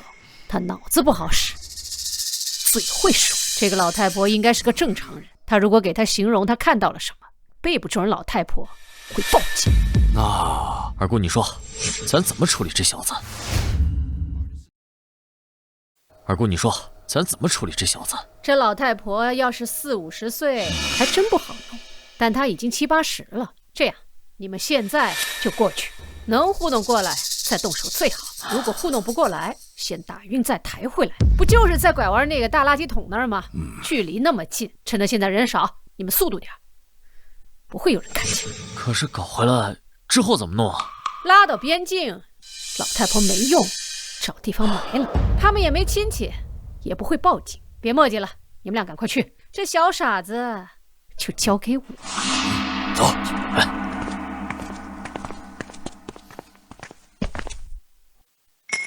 怎么出来了？怎么朝咱这边过来了？小傻子，你渴了饿了吧？给你拿瓶奶，那个呀，对身体可好了。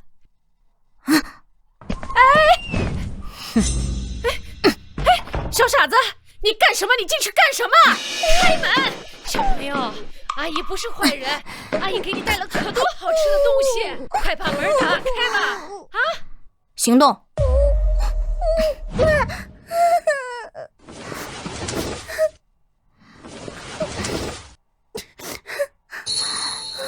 别怕，马上就能回家了。小哥哥，我饿。给，这儿有吃的。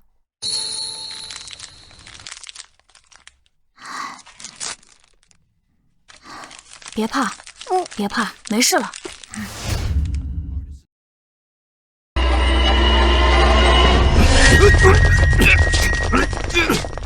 行动！开门啊！别闹了，阿姨错了，不该叫你小傻子。你们那么快就回来了，这小子，你们……不许动！警察，双手抱头，蹲下，老实点。开门，小南。姐，赵叔呢？赵叔马上会过来，把门打开。小南，你把门打开，我保证不打你，乖啊。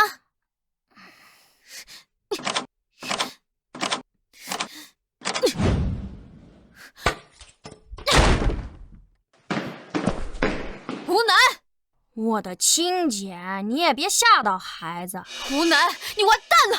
赵叔，快来，吴希言要杀人了！老实交代。警官，我都说了，第一次没拐过其他人，而且我是从犯啊，判不了我几年吧。主犯是我二姑，光盯着我审干什么？我都去年才刚放出来的。对了，还有那个浅湾海滩的案子，跟我无关啊，警官，我没拐过他，怎么死的我也不知道。是跟你无关呢，还是跟你们无关？你还敢跑？给我站住！姐，你怎么不去旁听审讯啊？这么大功，你都参与啊？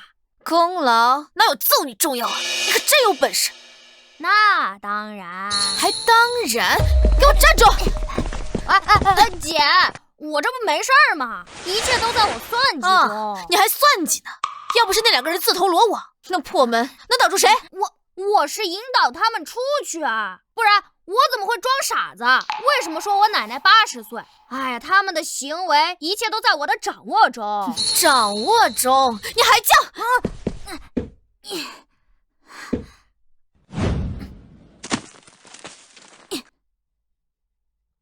爱你哦。谁教你的？什么时候学会的？姐，偷偷练的呗，当年一身本事。你还有当年呢，练过是吧？好嘞，你姐呀，刚好也练过，咱们也试试。哎，姐，你这可就欺负人了啊！你可是全国冠军，我一个小孩怎么可能跟你比？你不是天不怕地不怕吗？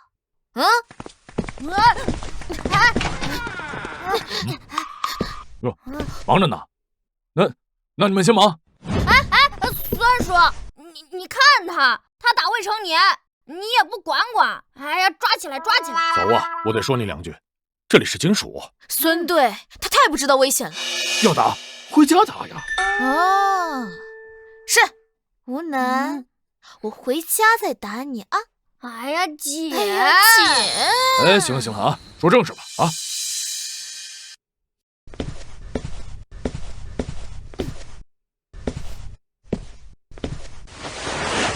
目前3人已经分开审讯，交代了部分拐卖案情，但对前湾海滩案予以否认，并且他们的口供存在出入。这是他们3人的详细档案，包括通话记录、银行账单等。孙叔拿给我看的，你想看不是随时可以。小南，到这一步，你还觉得他们3个跟罗珊珊有关？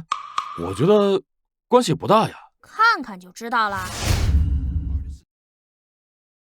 马杰，男，26岁，冰城人；马秋娟，女，50岁，冰城人；曹飞强，男，49岁，眉县人。孙队，档案就这些啊？目前就这些，剩下的还要花时间调查。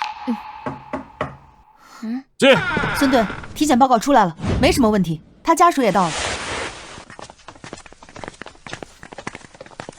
是小哥哥，奶奶，是小哥哥救了我。啊！谢谢小英雄，谢谢小英雄。奶奶，别折寿的。谢谢警官啊！这孩子是在我这儿丢的，要是找不回来的话，我可咋活呀？谢谢啊。老太太，你别这样啊，这都是我们应该做的。你这会儿别激动，年纪大了还是要注意身体的。那个小兰，是这样，那个体检已经做过了，没什么问题，就是受了点惊吓，休息2天就好。这样，一会儿你们跟小兰做个笔录，再签个字就行了，到时候就可以回家了，很快，半小时。谢谢啊，真的太谢谢了，这边请。谢谢啊，谢谢啊，不用谢啊。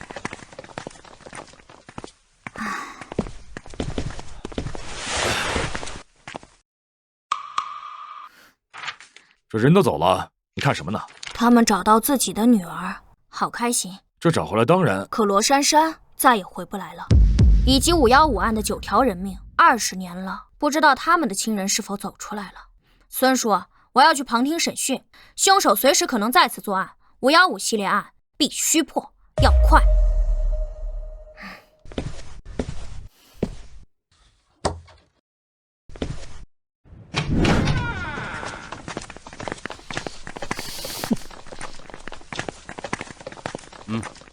马所长，你怎么过来了？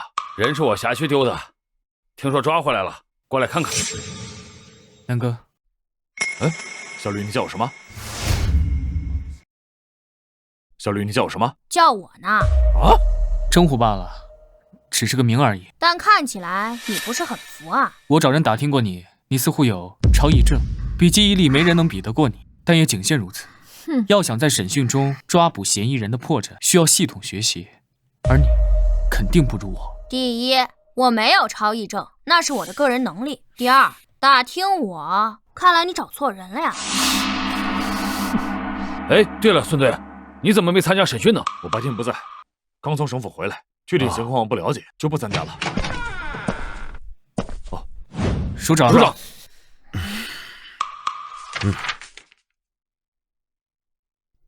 审的怎么样了？还没审出来，审了一次，赵队长亲自去审，人很不老实，很明显能感觉到他在刻意隐瞒一些很重要的事情，就连6月30号的行踪都模糊不清的，前后说了3个版本。如果真的是个拐卖大案，牵扯到国际拐卖组织，咱们可能需要1-2个月的时间去补充侦查。都在磨叽什么玩意儿？署长，我今天就已经把案件汇报到省府和皇家总署了，并与京城联系过了。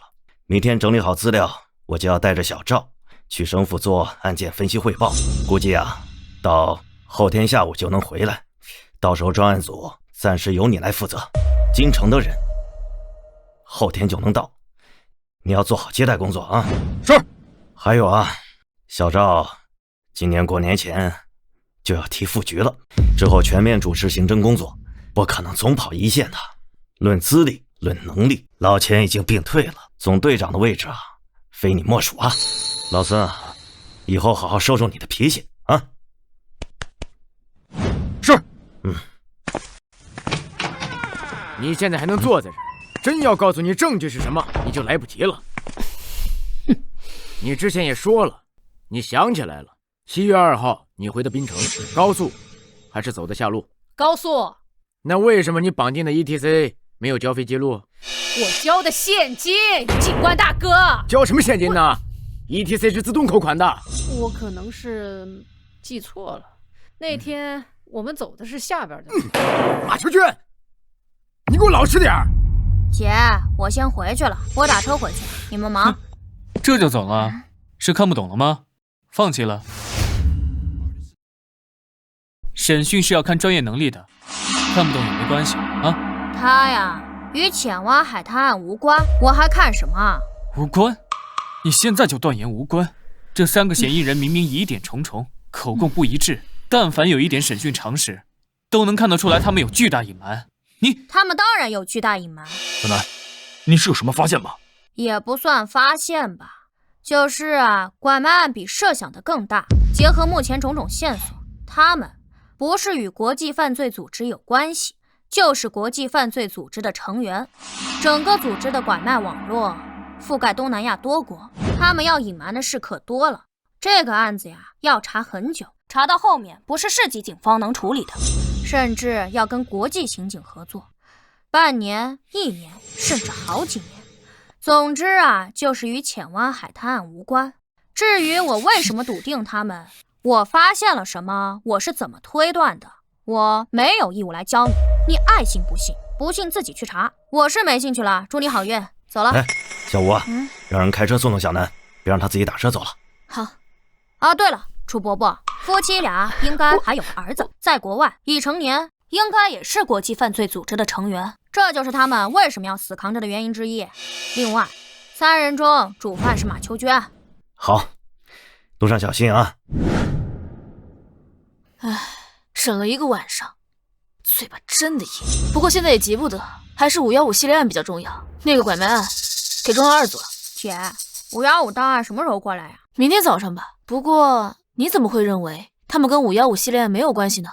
你之前不是说过，以现在的监控密度、人口密度，单独拐卖是不能实现的吗？挺复杂，结合现场环境来看，以他们的档案、笔录、审讯反应，哎，姐，我能不说吗？累。说说嘛，总不能是你胡诌的吧？你简单说说，总不能是你胡诌的吧？姐，你激我也没用，真的累。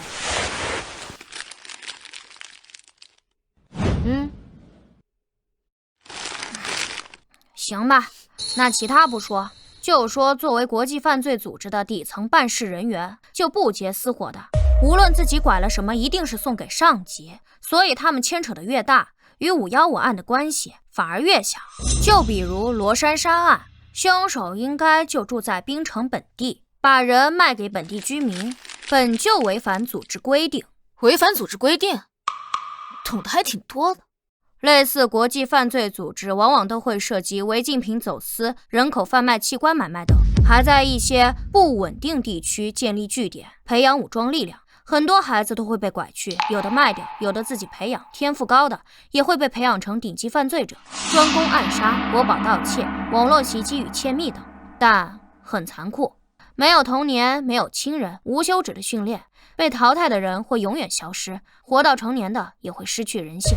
说的那么邪乎，像电影似的，从哪知道的？网络上呗。好了，不听你胡诌了，我得去睡一觉，下午还得去走访排查呢。哎姐，我有个问题。说。你说自从我落水后，是不是沾什么特殊体质了？你确实变化挺大的。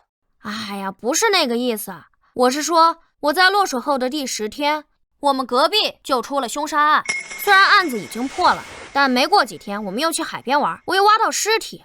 你是吴楠，不是柯南，不要胡思乱想。我睡觉了，自己玩。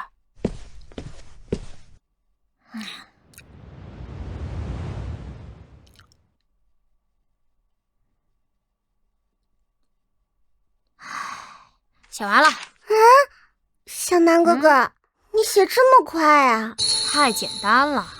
那小南哥哥，你要去警署？不去，今天档案还没到，今天没我的事儿。那小南哥哥，小磊，你还有这种衣服吗？衣服？什么衣服啊？就你身上穿的这种。有是有。借我。啊？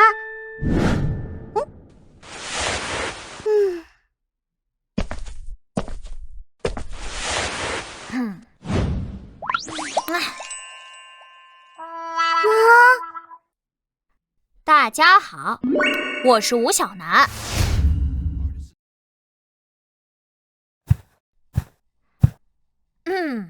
大家好，我是吴小楠。我叫吴小楠。吴小楠。小南哥哥，你好奇怪啊！哎，少废话，你以为我愿意呀？那你干嘛穿成这样？人家是有原因的。哎，走，要不要去逛街？好啊。可是我作业还没写完，今天要写2页呢，题好难。哎呀，放心吧，多简单，回来我教你，走。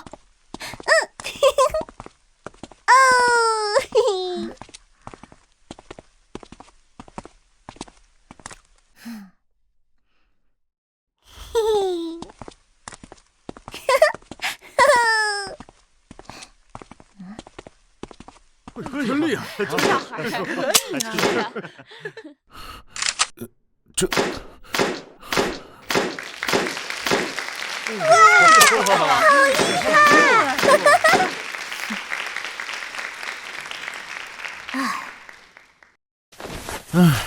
好厉害！厉害啊！以后别来了。谢谢小南哥哥。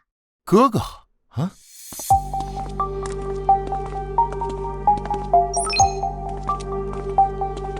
哎，好累呀，终于回家了。要不要帮你拿会儿？不要，我的了。小南哥哥，不许往回要哦。那么喜欢娃娃，下次多给你弄几个。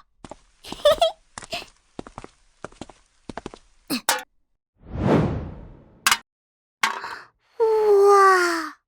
别挖了，大半天了，你是青蛙吗？哼，青蛙是呱，不是蛙。非洲有一种青蛙，它的叫声就是哇。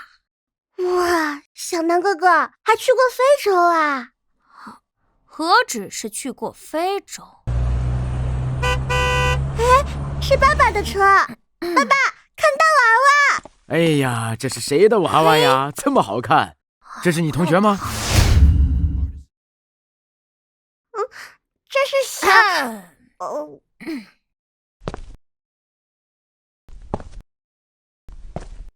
小南。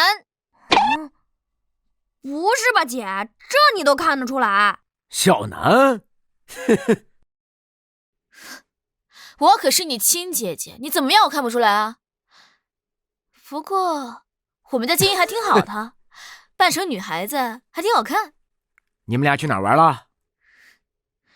小南，现在外面多危险，你不知道吗？带着小磊到处乱跑，你不知道多危险啊？啊，危险？你们都说有什么危险？小南哥哥也说，他还提醒我说一定要走有监控的地方，这样就会被保护，本来还能去好多地方玩呢。可是小南哥哥不让我去那边。哎，小磊，你先回家，回家等爸爸好不好？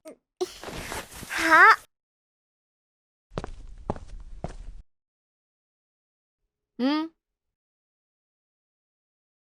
姐，你不是加班吗？怎么突然回来了？我这不档案没带。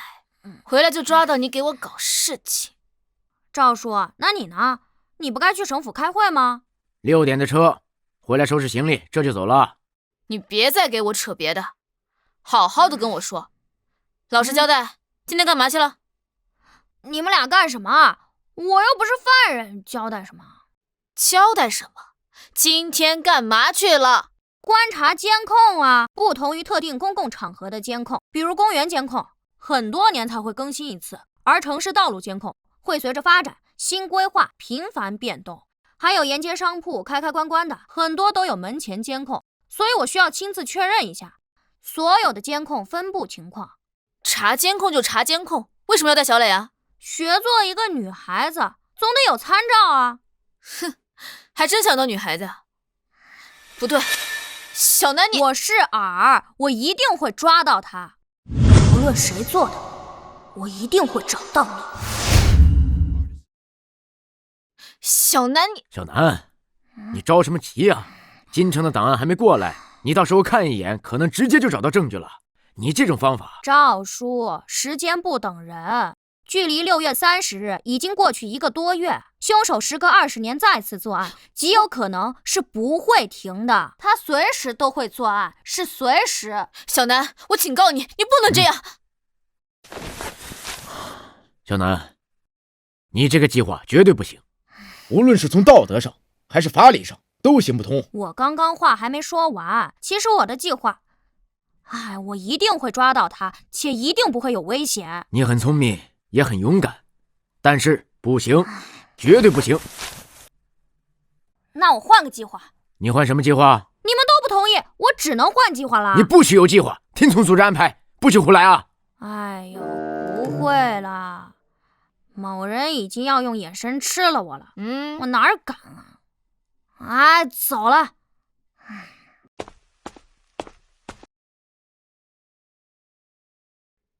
这孩子干什么都不交代。小吴，你别着急，等京城的档案调过来，我让老孙拿去给他看看，找点事儿。不过他也擅长这个，说不定还真能帮上咱的忙。不过他看得再快，这些档案够他看上1个月了。走吧。到，停！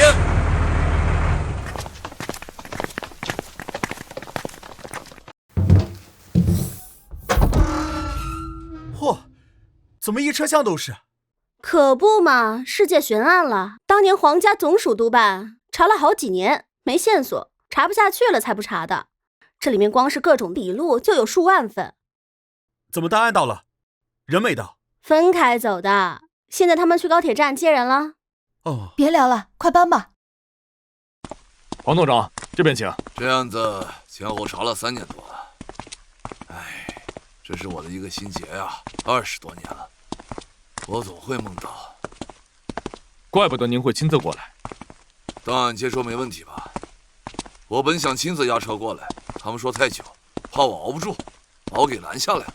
黄董长，您放心，我们这边会尽快处理。这里怎么还有孩子？这是谁家孩子乱动的啊？你们边城市怎么管理清楚的？黄董长，您误会了。你他妈还反！你要跟我动手吗？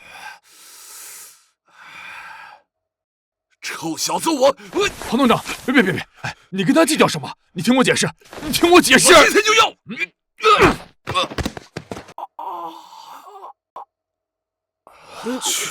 哎呦，好，厉害呀！你们冰城真厉害，就这么管理警署的，还跟我动手，让开！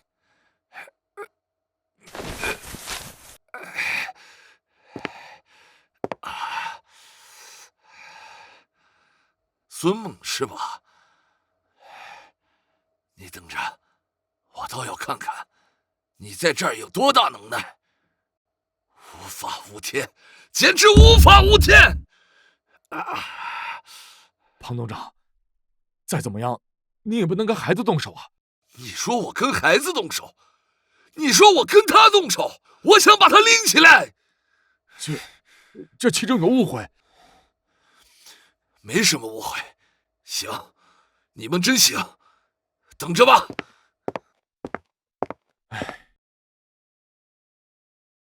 无法无天了，简直无组织无纪律，简直无法无天了！我才走了2天，你们2个上天吧！孙猛啊，孙猛，你让我说你什么好呢？我走之前怎么交代你的啊？我让你好好的接待，好好收收你的脾气，遇事别那么冲动。可你呢，直接把人给我打了。一接到电话，我都懵了，我还以为我前几天没休息好，我做梦呢。好家伙，我让你好好接待，你直接把人给我打了啊！署长，我承认我是有些冲动，可是我不能看着他打小南啊，而且他也不听解释。你犟，你还犟！你说你拦就拦吧，你直接把人给我干趴下了，怎么显得你比他年轻，显得你比他身手好吗？是我冲动了，我会停止检查。你当然要停止，你不仅要停止，你还要撤职。我告诉你，总队长的位置，之后几年你想都不要想，这还是最轻的。你有没有考虑过这事情有多恶劣吗？我知道。你知道你还动手？楚伯伯，真的要撤孙叔职吗？现在是办案关键期，这也不能全怪他，他也是为了保护我。臭小子，我说他没说你是吧？啊，你，哎呀，你以为你年纪小我就不说你了吗？你说你动什么手啊？你有没有为你姐考虑过？无论我怎么对外解释，对其他人来讲，你都是以吴心言家属的身份才能进的警署啊。是没人能给你处分，可是你姐呢？你以为你姐就没处分了吗？不是啊，他冲过来，我那是应激反应，而且我踢的是凳子，谁知道他那么激动。哎，都说孙叔脾气急，当初也没那样。20年呢！515案像噩梦一样缠着庞海20年。哎呀，让我缓一下，我真是被你们俩气死了。庞海当年30出头，他就已经是新城刑侦总队的总队长了。虽然说是个小地方，但是也说明他极其有能力。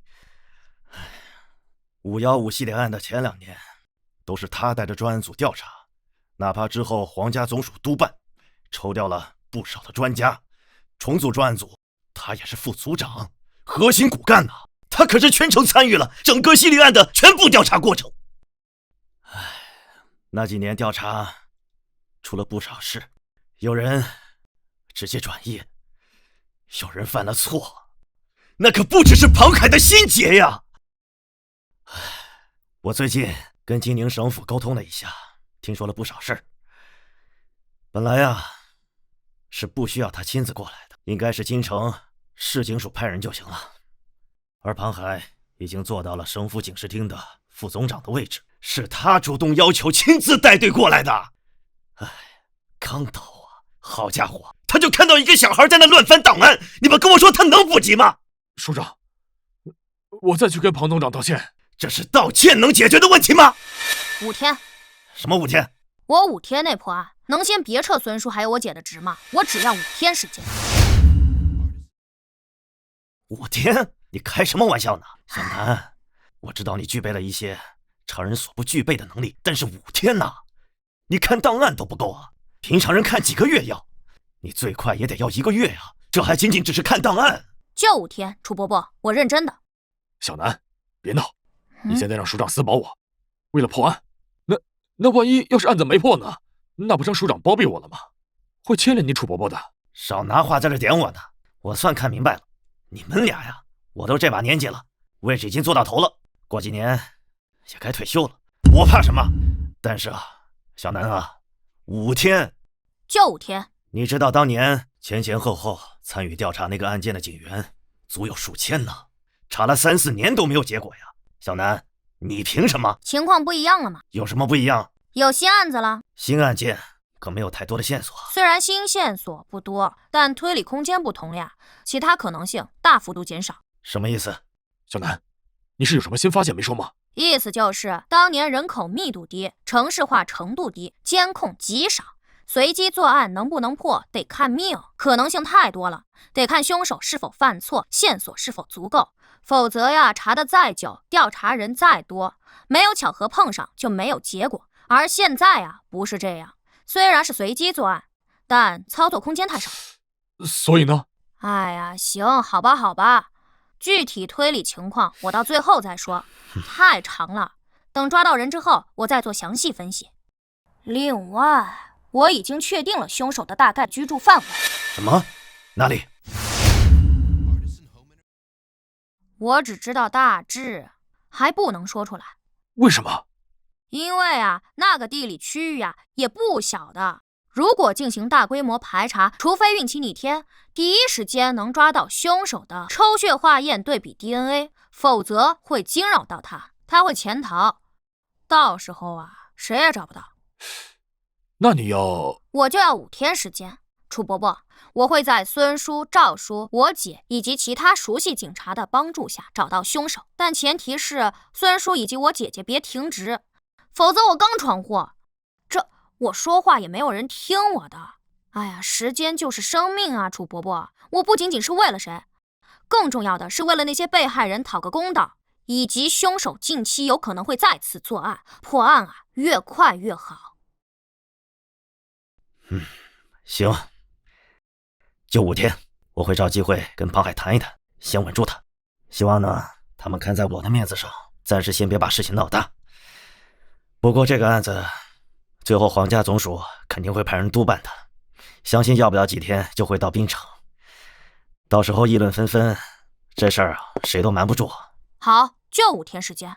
不过楚伯伯、孙叔，我还有个请求。你说。保密，防止有人干扰我。谁会干扰你啊？哦，京城的人。哎，你们放心好了，你们俩把人打了，整个警署上上下下全都轰动了，都在议论纷纷，包括那些今天来的警员，相信很快就能了解到你帮警方连续破获大案的事情。所以呢，你不用担心，虽然他们可能不喜欢你，但是他们知道你的能力，不会干扰你的。哎，总之保密就对了，走吧。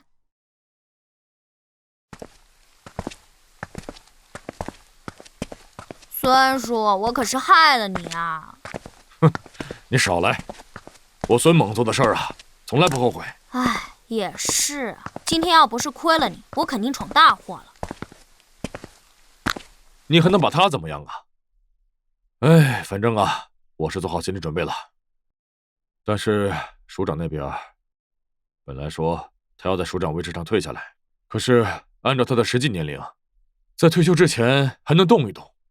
他要是落下个包庇的责任，哎，我也好，老赵也好，都是他一手提拔上来的。虽然他平时总是骂我，但是还是挺护犊子的。哎，放心吧，孙叔，我一定会找到凶手的。先走啦。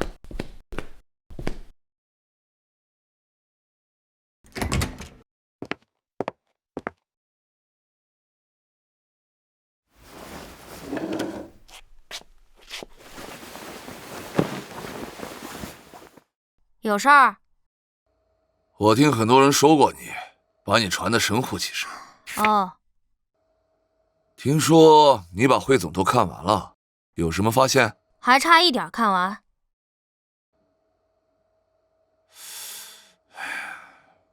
算了，我也是病急乱投医，20年的悬案，我竟指望一个孩子破案。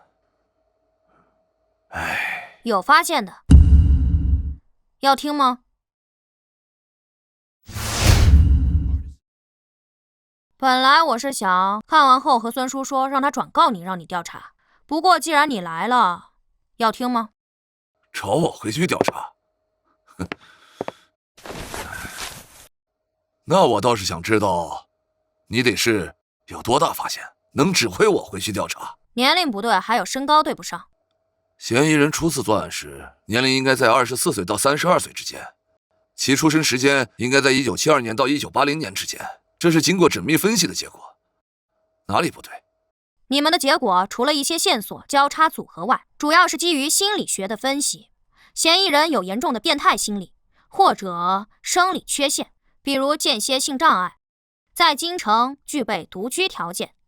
嫌疑人性格内向、阴郁，不善交际，但做事极有耐心，并且有明显的双重性人格，做事隐蔽性极强。有什么问题？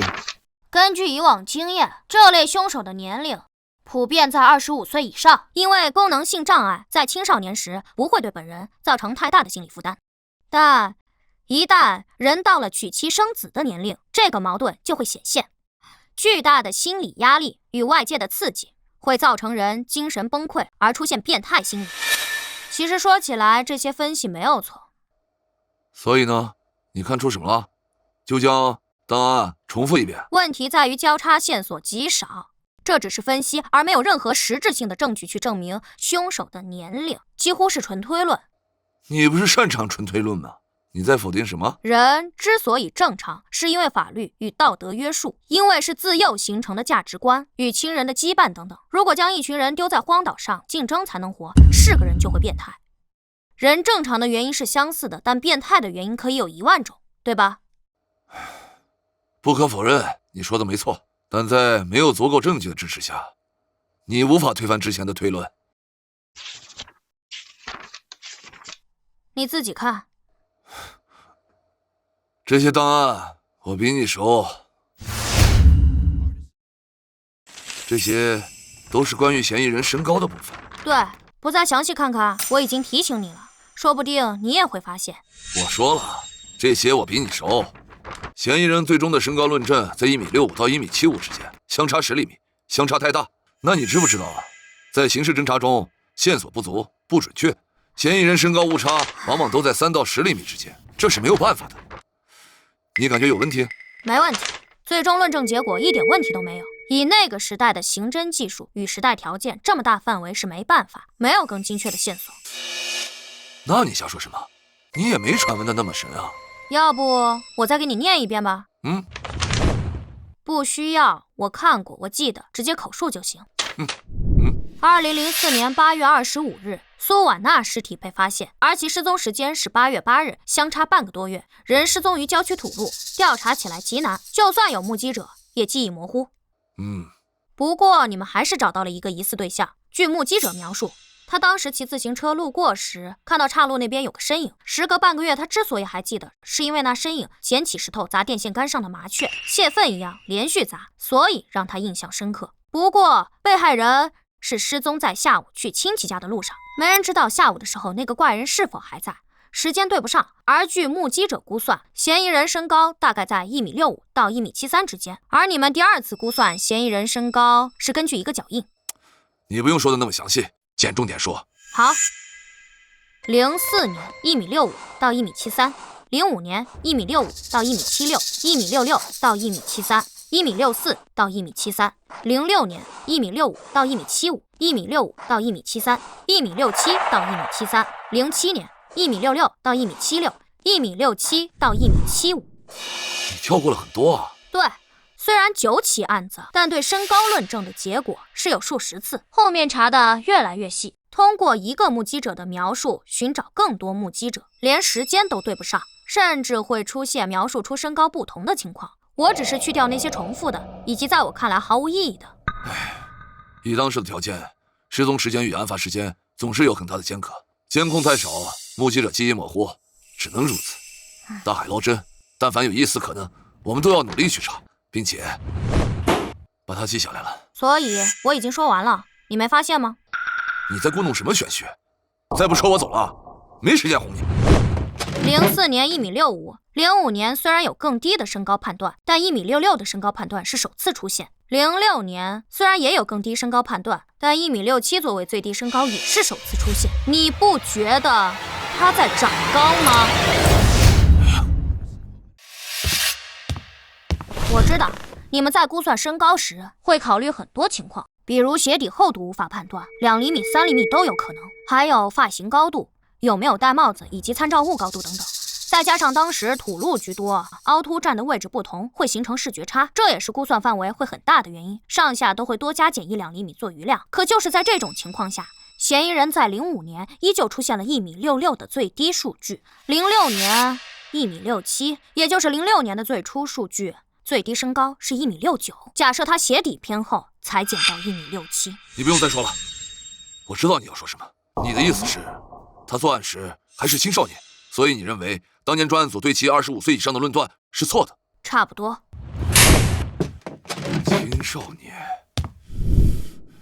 青少年。虽然在科学上，男性骨缝闭合是16岁到25岁之间，25岁之前可能持续长高，但现实情况是极少有超过20岁还长高的情况，所以我便认为凶手当年作案17、18岁的可能性最大。本就家庭不幸，再加上毕业考试失利，当然更大更小都有可能，早晚1年上学、高中辍学等情况都有可能，更早辍学也不是完全没有可能。青少年？等等，不对，你这个太牵强了。我记得曾经……怎么说？首先，你所说的这个数据，是你特地挑出来的。你找到的这个规律，如果放在数十次的论证数据中，更像是一种偶然性。其他的更多的数据反而能够证明，并非是持续上涨。然后呢？你继续说。然后，时间太长了，但是我隐约记得，有人提出过一个蛮年轻的小警员，提出过跟你相似的结论，提了几句就被否了，太牵强，且与25岁以上的推论相悖，会推翻很多调查结果的。而且，就算我们要朝这个方向去查，哪怕只有1丝可能，那也应该去查，但这根本无从查起啊！当年的青少年数量太多了，凶手的作案范围并不只在主城区，而是包括周边村县，而且这都过去20年了。看来你是真想破案啊！少废话。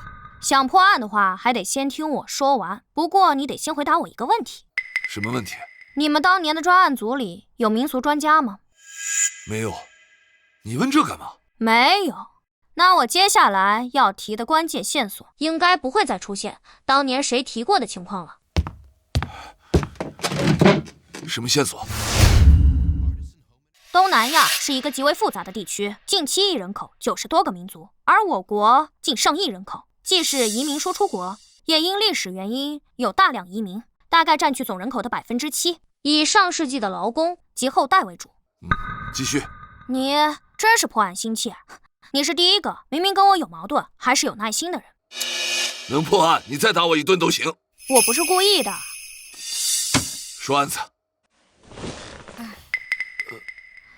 我想说的是，我国多民族国家，人口结构复杂，不同民族、不同信仰，也产生了不同的历法。历法？官方采用的公元历法，但在民间还有佛历、印历、泰历、华历、维克拉姆历，还有很多宗教历法等等，非常复杂。而我们官方证件上并不会标注民族成分。所以，你最想表达的是，凶手可能是外来移民后代？不，我想说的是，20年前的9起案子，其中一共有3个，日期比较特别，分别是2004年8月8日、2005年7月28日、2006年7月18日。哪里特别？规律吗？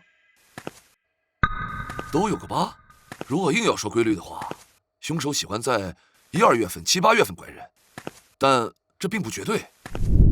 这3天是马努历6月23。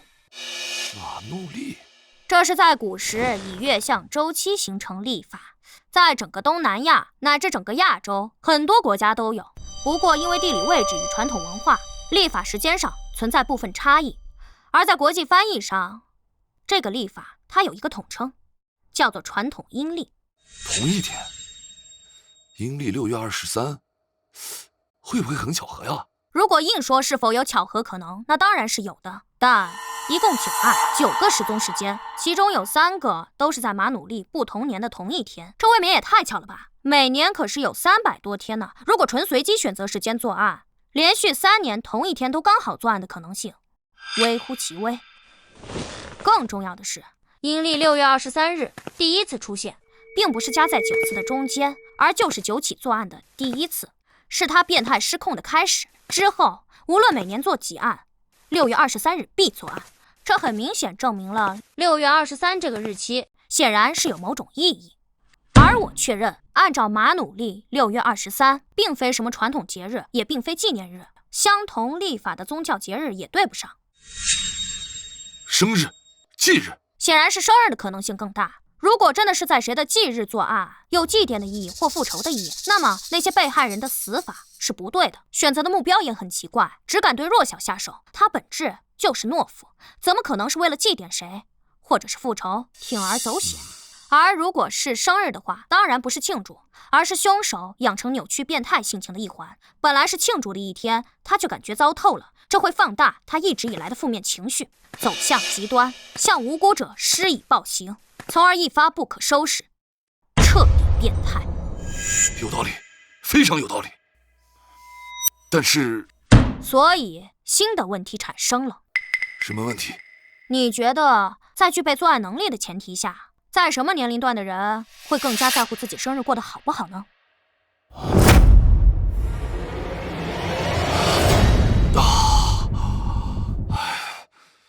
青少年，极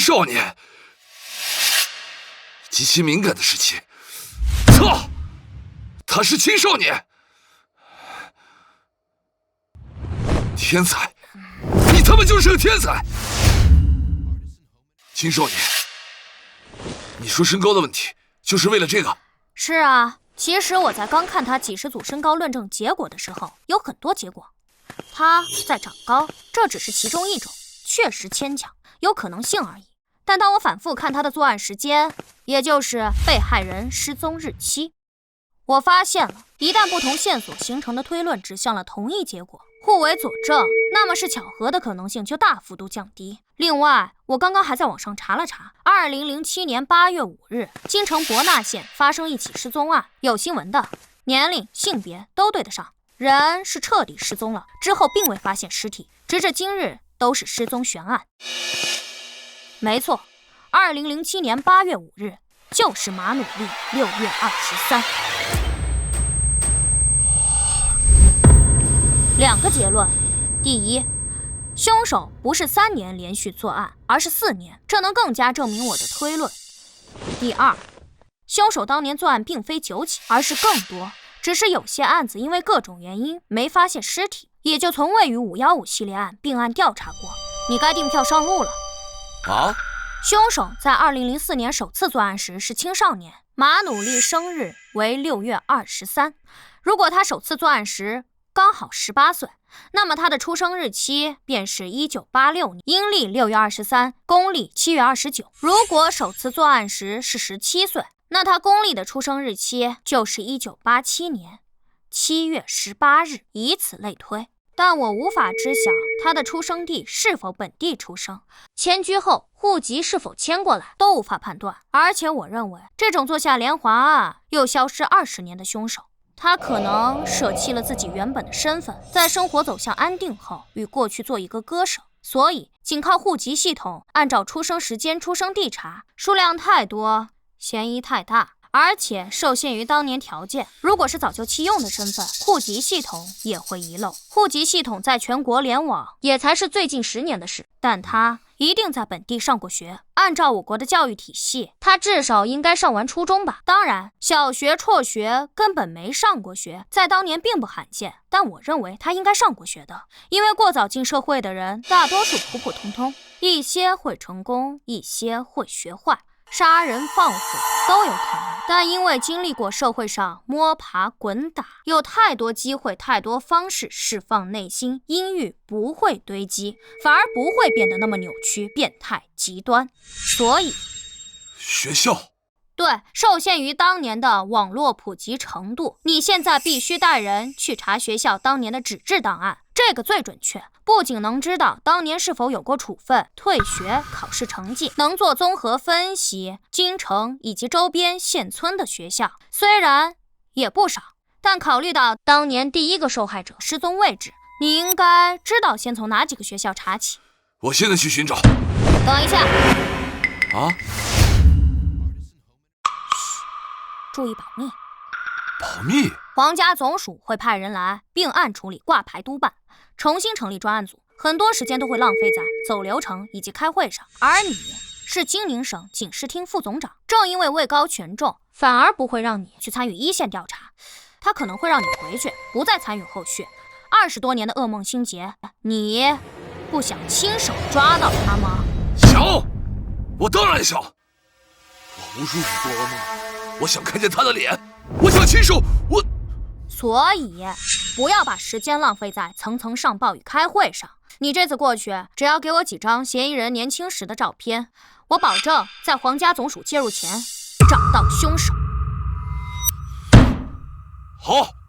还有，今天是2025年8月10号，而本月16号就是马努利的6月23。我们时间不多了。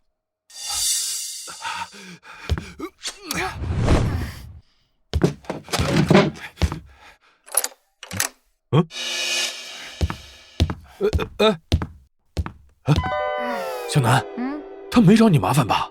没。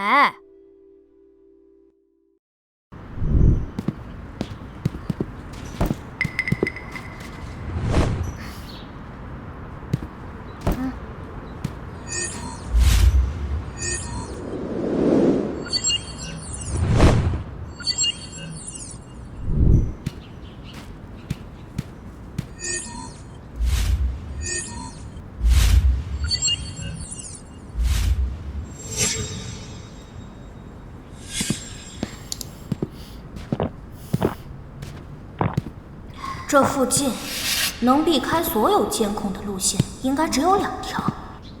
丫头，等一下。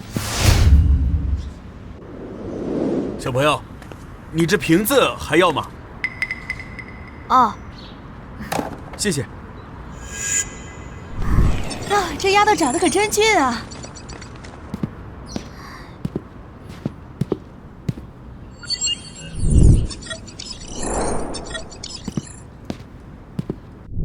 姐，排查的怎么样了？那天学校放假，好多家长来接触校生，所以那个监控里人很多，车很多，看不到什么。你今天怎么没去署里啊？你们都没去，我一个人去干嘛？你还知道不好啊？怎么，我们小神探现在不查案了？怕案情难度太高，破不了案，丢人吗？姐，打击我是你的乐趣吗？我真的不是打击你。是因为按过往的经验来看，没人能100%破案，也不是什么案子都必然能破，只能尽人事听天命。经历了这种事情越来越多，挫折也会越来越多。你看，就像515系列案，当年可是几千几百号警察在查，那个笔录都有几万多份，不还是最后破不了？我只是希望你压力不要太大。其实你不继续参加也好，那些档案够你看几个月的，但是也过不了多久。皇家总署会来人，到时候不只是你，我，还有你孙叔，都会因为犯了错误靠边站了。唉，姐，你怎么不骂我呀？骂你干嘛？我连累孙叔了呗。你说的什么话？明明是你被欺负了，我们为什么要怪你？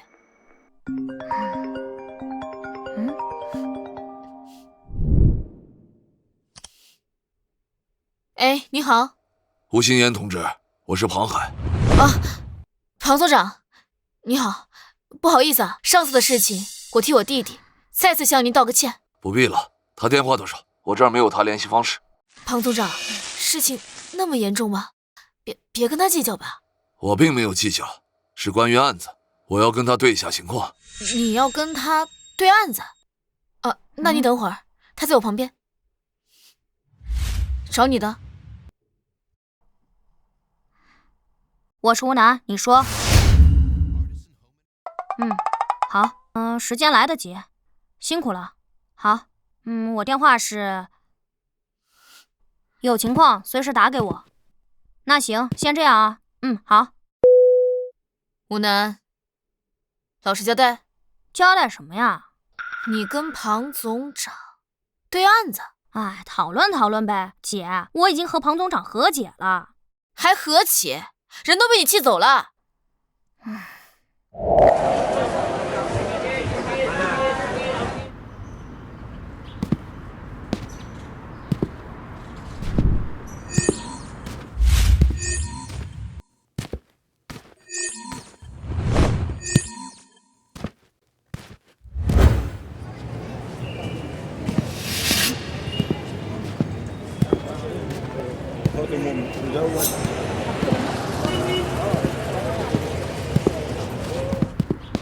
哎，小姑娘，你知道泰丰巷怎么走吗？那边右转，第3个口就是泰丰巷，有牌子的。好，谢谢。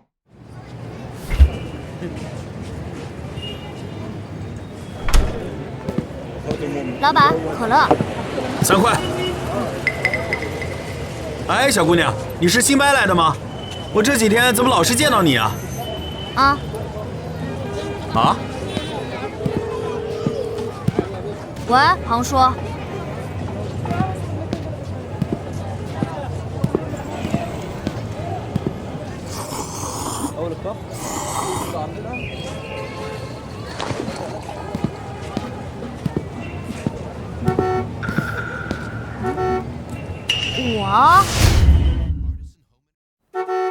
我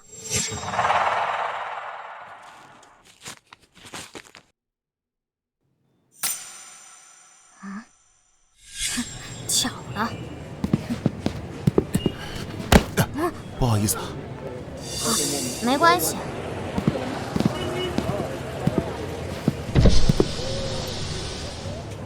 小姑娘，你一个人吗？怎么也不说话？别一个人在外面跑，赶紧回家。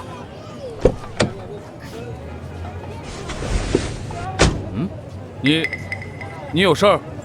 果然啊，除了我姐，没人认得出我。你吴楠，你穿成这样干嘛？破案呗。破案？你这样做，你姐知道吗？赵队知道吗？他们当然不知道。你知不知道这样做有多危险？当然不危险，但我暂时不想解释为什么不危险。总之，你能别在这附近转悠。就算你开的是私家车，人家未必知道你的车牌号，但也肯定认识你的人。你影响到我了。我这是……我知道你在巡逻，你放不下心，你怕再出事。唉，你是个好警察。你那天给受害人家属打电话，我看到了。我女儿也走失过。哦，那只是个意外，但很快就找到了。但我特别理解他们的心情。与女儿关系缓和了吗？好多了。我找人详细打听了，也听说你最近的事。你确实是有本事，以前是我小看你了，但我还是会把情况告诉赵队和你姐，不可能让你再以这种方式查下去。大海捞针，毫无意义，且危险。并非大海捞针，你不理解我很正常。在我做汇报前，没人会理解我。有些异想天开了。我现在至少锁定了10几个疑似嫌疑人。谁？急什么？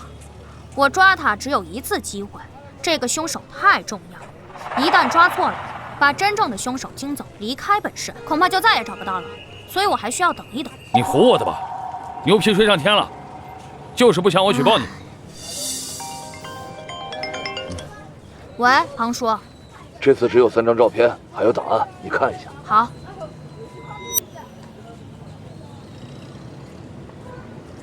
你。嘘。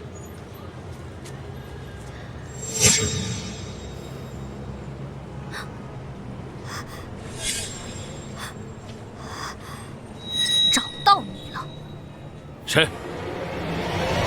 凶手。凶手？谁？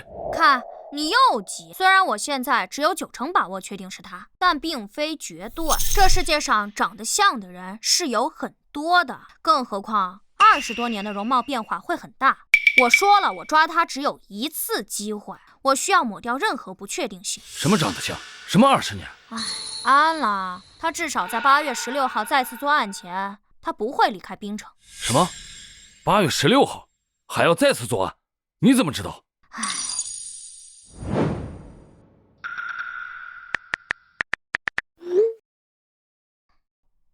有支笔吗？有。来。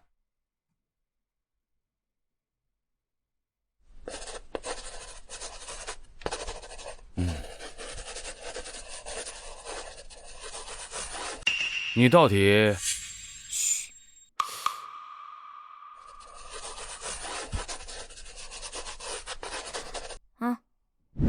嘘。应该不是熟脸吧？有电脑吗？借我用用呗。有。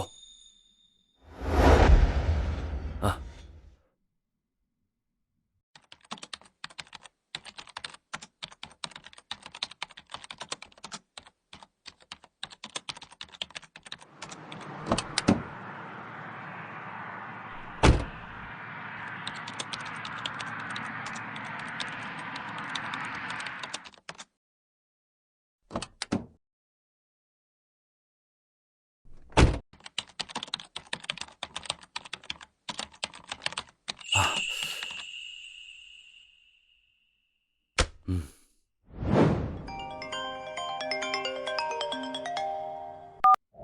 喂，庞叔，回来了没啊？再有几分钟，高铁进站。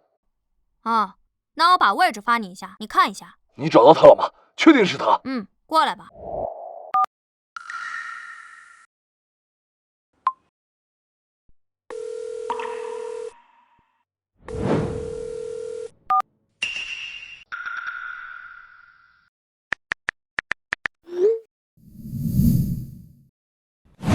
简直是无组织无纪律！那个什么孙猛，他人呢？我让他回家反省了。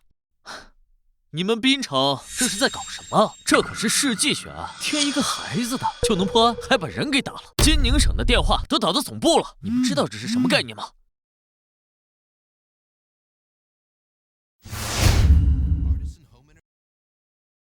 行了，何市长在这儿，滨城的情况。事实没有调查清楚之前，还轮不到你在这儿说三道四。何市长、楚署长，滨城的问题，我相信你们一定不会徇私，该怎么处置就怎么处置。咱们还是继续开会，还是破案要紧呐。好，何市长，那我们周末还年轻，他不是冲你的。你们滨城这是在搞什么？别往心里去。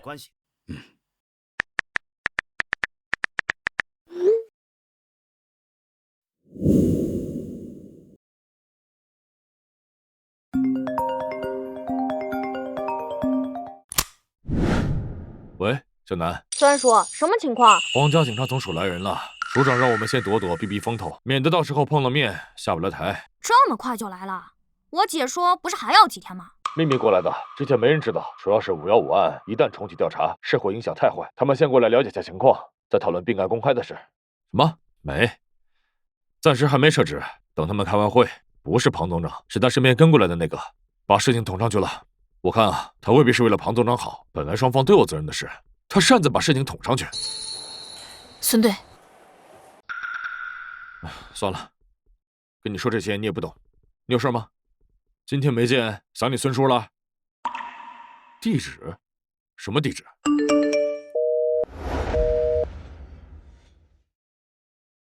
小南这什么意思？这他也没说清楚啊。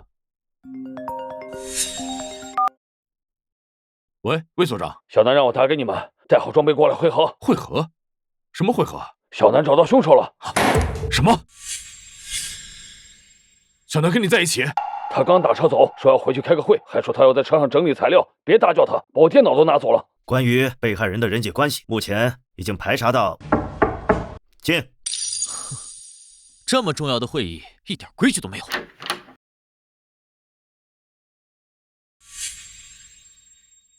能换我来讲吗？我已经找到凶手了。凶手找到了。小南，哪个案子的凶手？小南，你别。805浅湾海滩腐尸案以及515系列案的凶手潜逃20多年，前后共害15人，我找到了。荒唐，连受害人数都搞不清楚。你们滨城，哎，大家坐，大家坐啊。小南，何伯伯，不信我？这不是伯伯信不信你，而是今天的场合非常重要。如果你包含我的私人调查，没人能说清楚情况。小南呐，伯伯就问你一句话：是纯推断，还是有确凿的证据？有证据，万分确凿。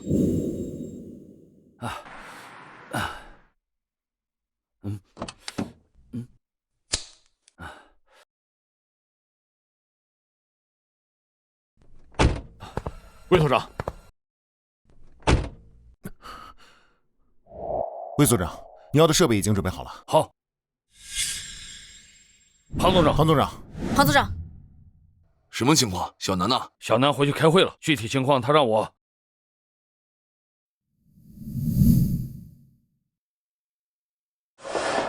大家好，我叫吴楠，下面就由我向大家讲解针对805浅湾海滩腐尸案及515系列案的分析推理过程以及结果。开始吧。请允许我先概述一下浅湾海滩腐尸案及515系列案的基本案情。陆总监，我记得当年你在海东省任职过，对吧？对。那你应该认识郭老大吧？认识，共事过，也是老交情了。他现在可是风生水起啊！今年年底，位置恐怕要动一动，不是调任警察总署，就是海东警务的一把手了。何市长也跟他认识？不认识，不过他认识。他是郭老大的亲外甥，他家里4代人从警，可以说是警察世家。他爸妈6年前因公殉职，现在是他姐姐带的。而他天赋异禀，智商极高，可以说是天生的神探。看来老庞是有些冲动啊，不过我还没亲自跟他聊过。没有谁对谁错，都是为了办案嘛。这小子的确是个好苗子，但所谓的天生的神探过誉了吧？515案当年我虽没参与过，但具体的办案过程我是清楚的。几千人破不了的案子，不过他小小年纪在台上把案情分析得这么详细，却毫不怯场，已然是了不得了。看吧。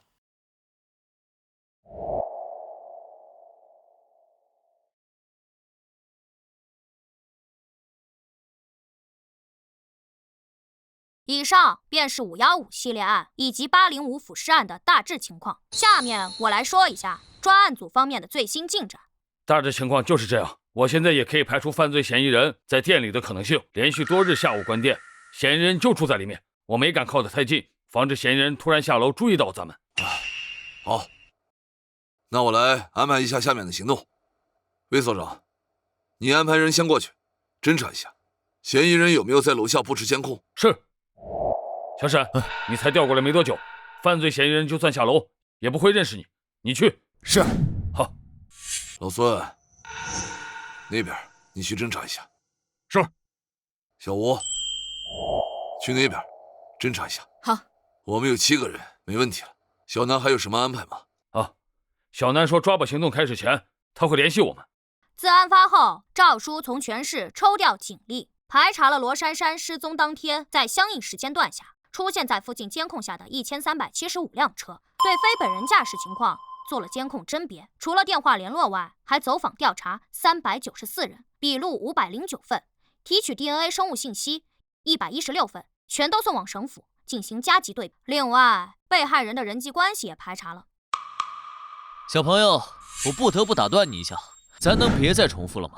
你刚刚说的这些，我们刚刚开会的时候，楚局长已经详细讲解过了，我们也都清楚，你就不用再重复了。从你一进来就夸下海口，咱能直接说重点吗？想要说出问题，就得先说明问题本身。我跳着说，我怕你听不懂，你别打断我。你回到案子 ，OK。既然你们已经了解了案情进展，那我就换个角度。其实从一开始我就不认为凶手是驾车作案，也不认为是被害人某个亲属的蓄谋作案，也更不可能是某个学生、家长、教职人员作案。预谋作案的可能性极低。先说预谋案的可能性，分为2种情况。第一种，凶手认识被害者，打算趁着放学混乱时将人拐走。第二种，凶手不认识被害者，打算趁着放学混乱时绑架非指定目标，刚好选中了被害人。然而结合凶手过往作案习惯以及6月30日当天下午的情况，无论是哪种情况都不成立。太绝对了吧？放学混乱是因为当天放暑假导致的，人多车多意味着人多眼杂，甚至发生了大拥堵。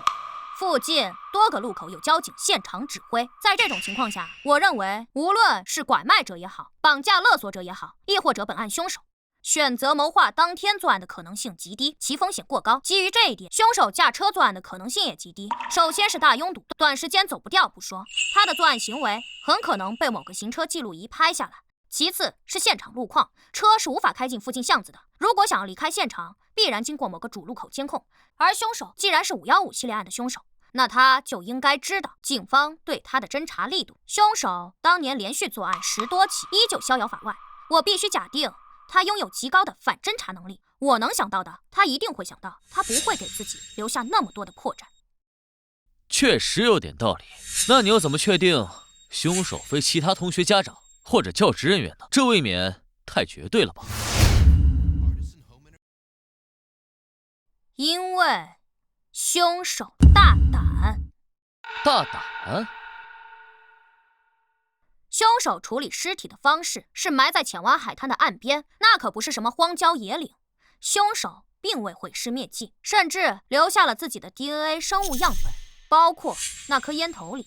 他等待着尸体被人发现，他在挑衅警方。而我刚刚说过，作为515系列案的凶手，他不可能不知道警察对他的调查力度。而随着时间推移，案子会闹大，会轰动全国，会有数以万计的人被做 DNA 对比，包括所有年龄合适、具备作案时间的男性家长以及教职人员。案子拖越久，调查力度越大，没有人能逃过，一如当年。所以，如果凶手是与被害人存在某种直接、间接关系的人，那他应该选择毁尸灭迹才对。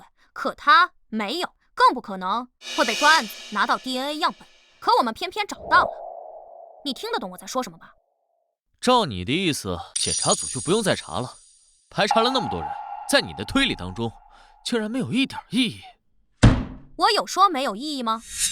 有意义，甚至可以说非常重要。不是所有案子都在第一时间找到正确的调查方向。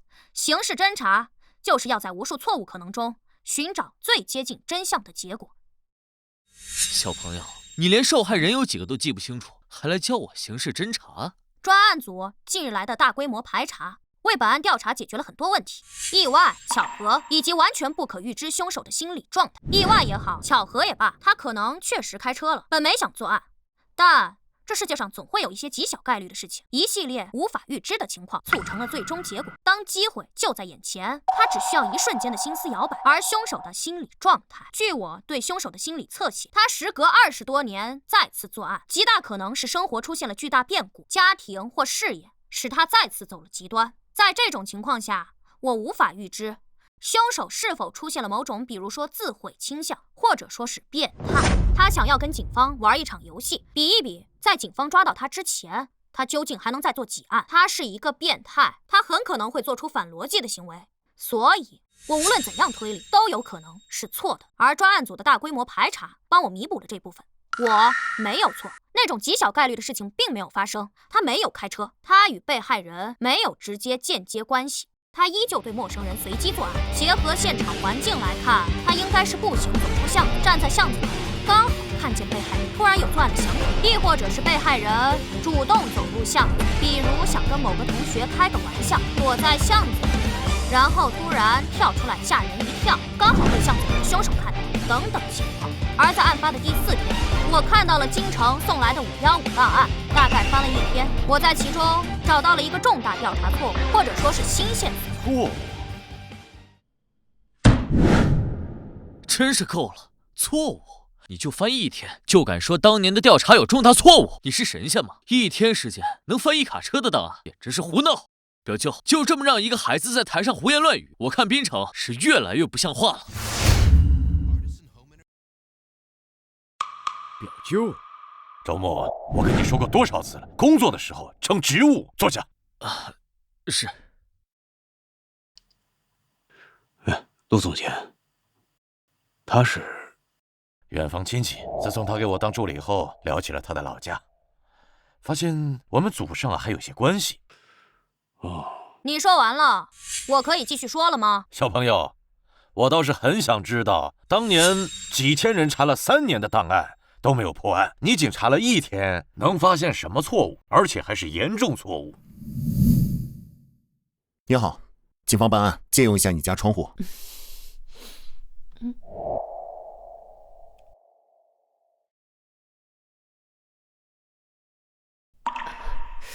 警官，对面是有坏人吗？嘘，大爷大娘，你们不用紧张，我们很快就会行动，把坏人抓走。好的。对面的房间只有嫌疑人1人，没有其他人活动迹象。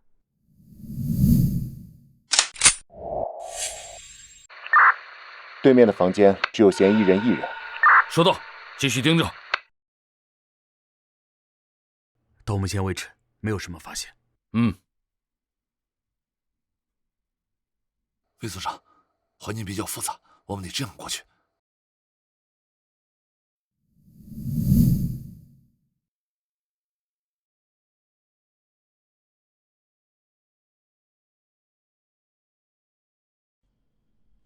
综上所述，凶手疑似在长高。凶手在自己生日当天首次作案，且每年生日皆作案，互为佐证。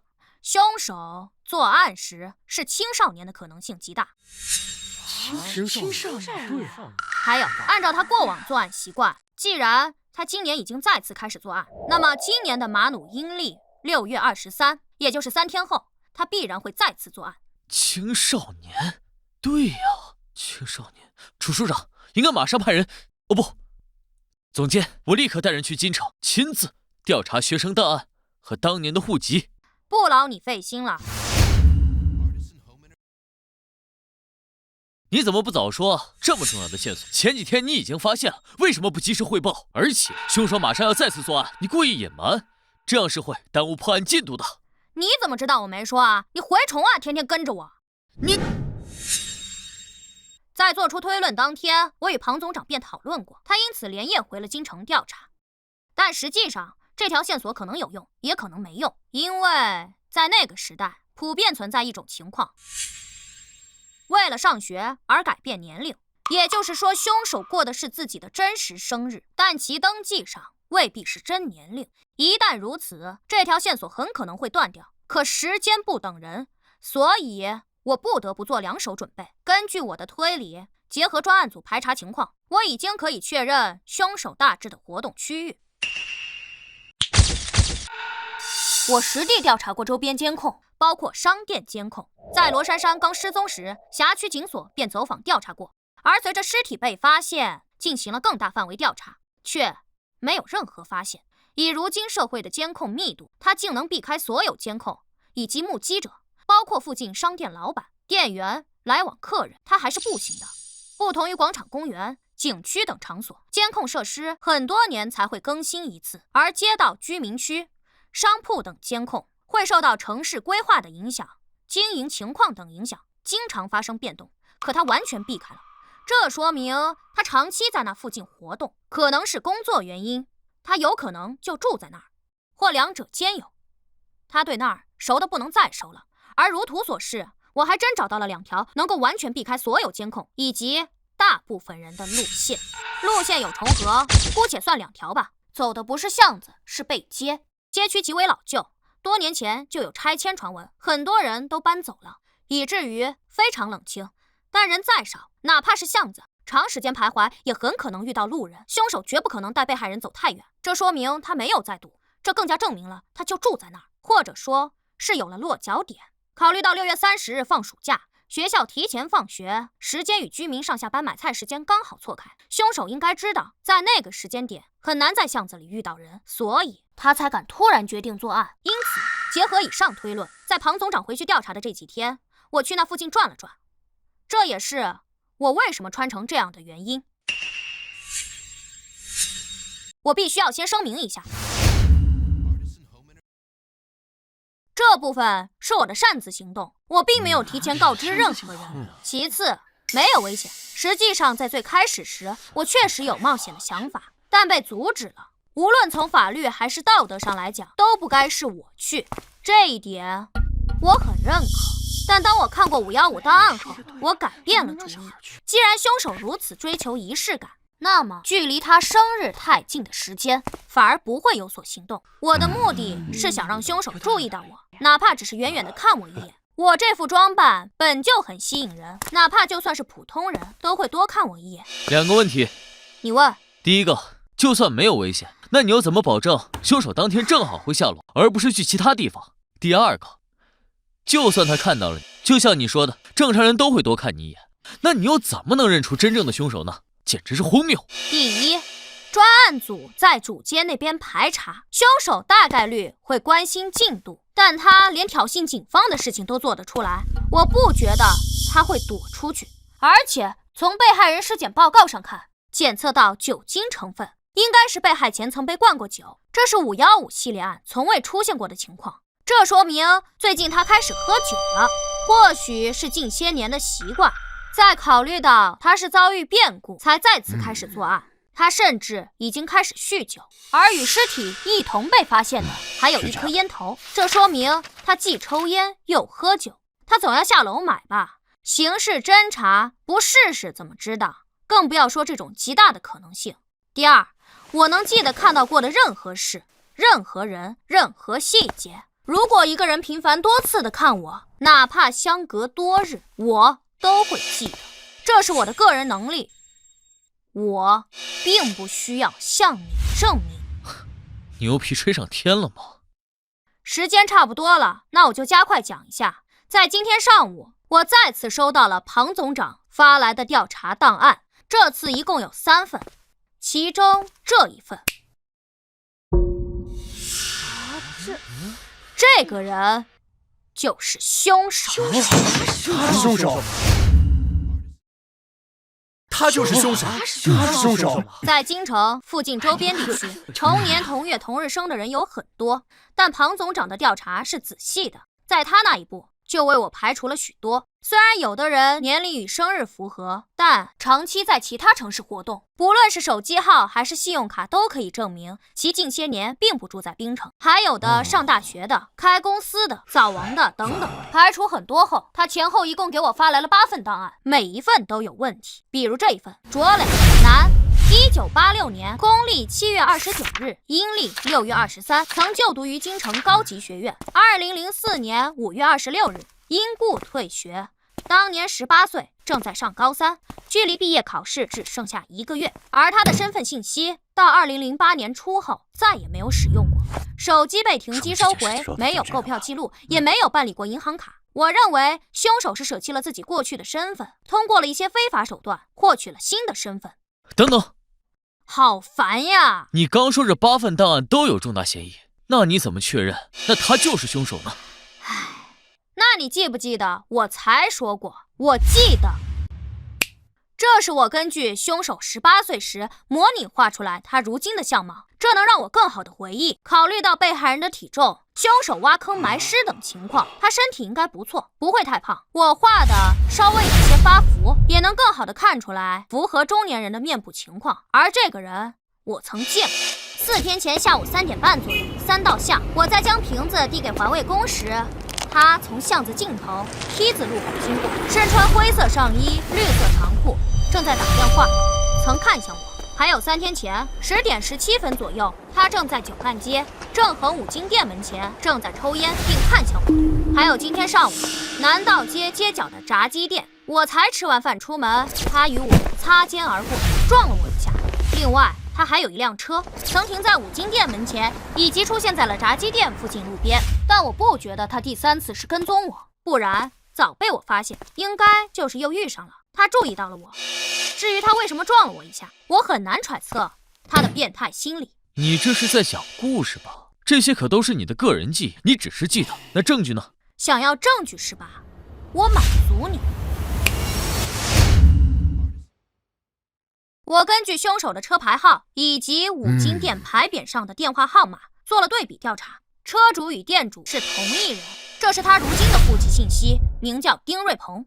通过网络追踪，我找到他的社交媒体账号等信息。我虽然坚信我的记忆，他现在的户籍照片与我画的极其相似，巧合的可能性微乎其微，但抓他只有1次机会。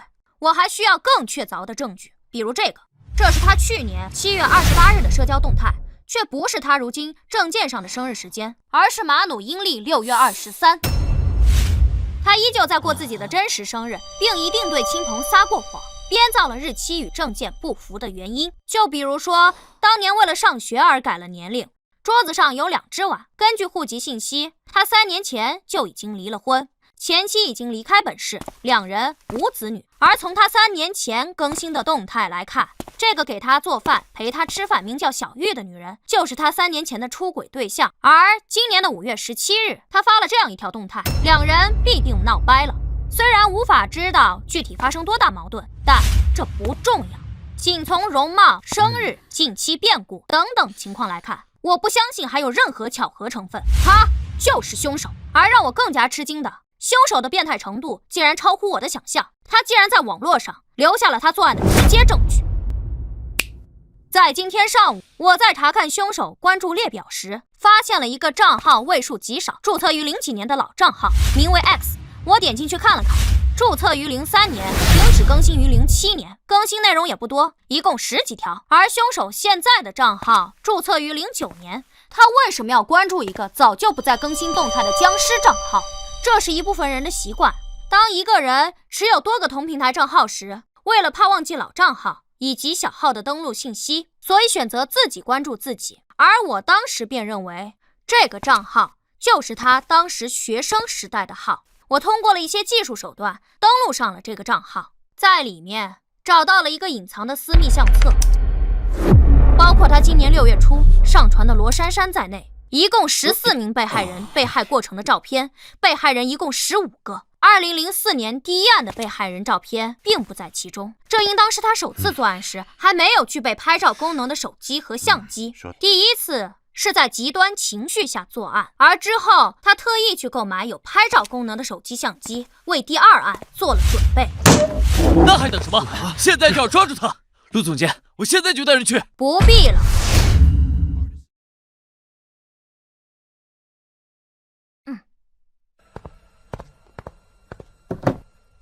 专案组已经在行动，滨城刑侦总队刑警吴新言，重案一组组长、副总队长孙猛，滨城三龙警所所长魏庆年，金宁省警视厅副总长庞海，以及多名三龙警所警员已将嫌疑人住所包围，即将采取抓捕行动。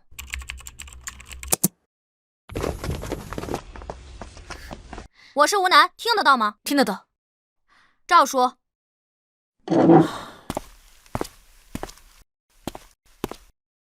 我是赵成龙，收到请回复。收到。现场情况如何？已经勘察周边地形，并且向社区了解过他的近期情况，封锁了2个路口，对嫌疑人房间进行了隔窗侦查。目前只观察到嫌疑人1个，未发现其他人员存在，无法确定嫌疑人是否持有武器，随时可以开始抓捕行动。行动。是。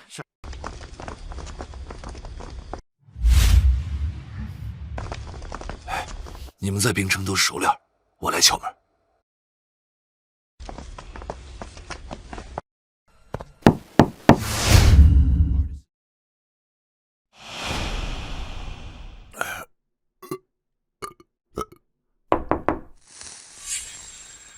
谁啊？水务公司，之前给你打过电话，换智能水表的。来了。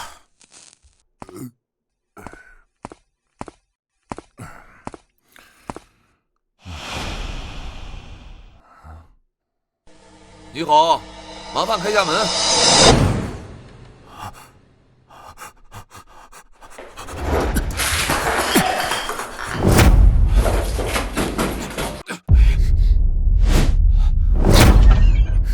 别跑！小吴，这边。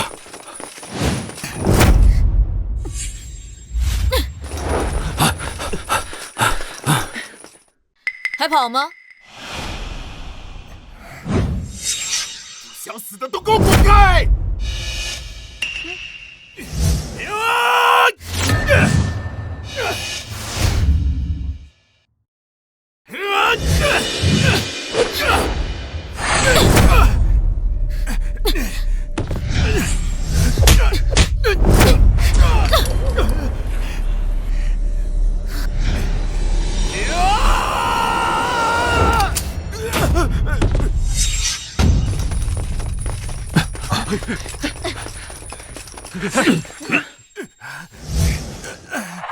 为什么要跑？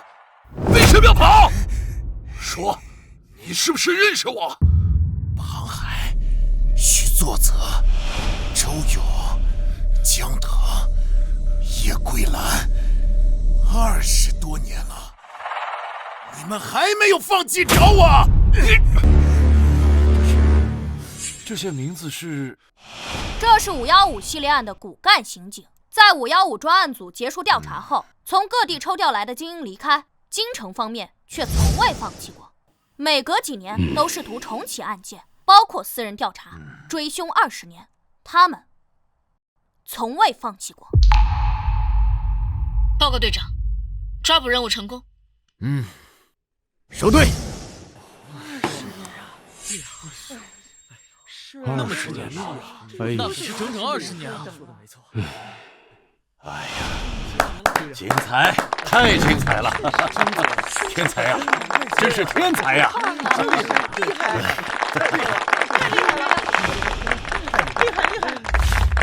太棒了！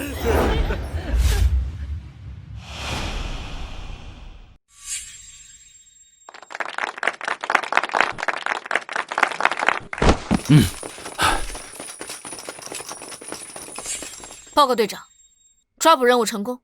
收队。姐，翻窗姿势要帅，都看着呢。为什么要跑？为什么要跑？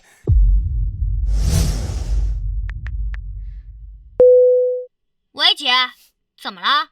你知道我会翻窗？推算的呗。别跑！你动作最快，身手最好。你知道庞总长会去敲门？他有执念。你勘察过地形？没特意再去看，这几天在附近转，所有的地形建筑我都记得。所以你提前推算出庞总长会主动提出去敲门，推算出嫌疑人会因为认出他翻窗逃跑，也推算出我会翻窗追他，让你孙叔在路口等他。是啊，姐，你弟我厉害吧？小南，怎么了，姐？你忽然间让我觉得很害怕。害怕？怕什么？放心吧，姐，只要有你在，我永远都会是个好孩子。我是世界之王，世界之王，世界之王。哼。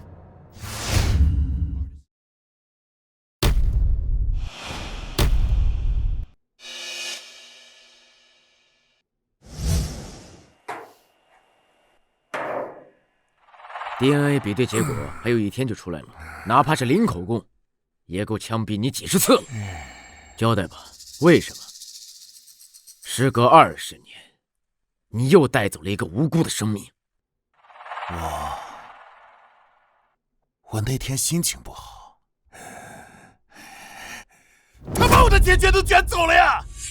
张玉那个贱人，我为了他离婚，他就迟迟不肯嫁给我。这么多年，他花钱大手大脚的，他还骗我说什么买房，他跑了呀！他们就因为这样杀人啊！小吴，别冲动，为这种人犯错不值得。他是人吗？他是个人渣，是个变态，他不配！别打我，别打我，我交代，我什么都交代。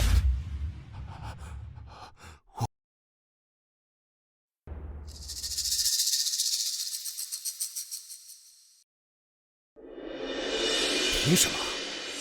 我又做错了什么？他们根本都不要我。那个贱人，他宁可把钱给那个野种花，都不愿意给我交住院费。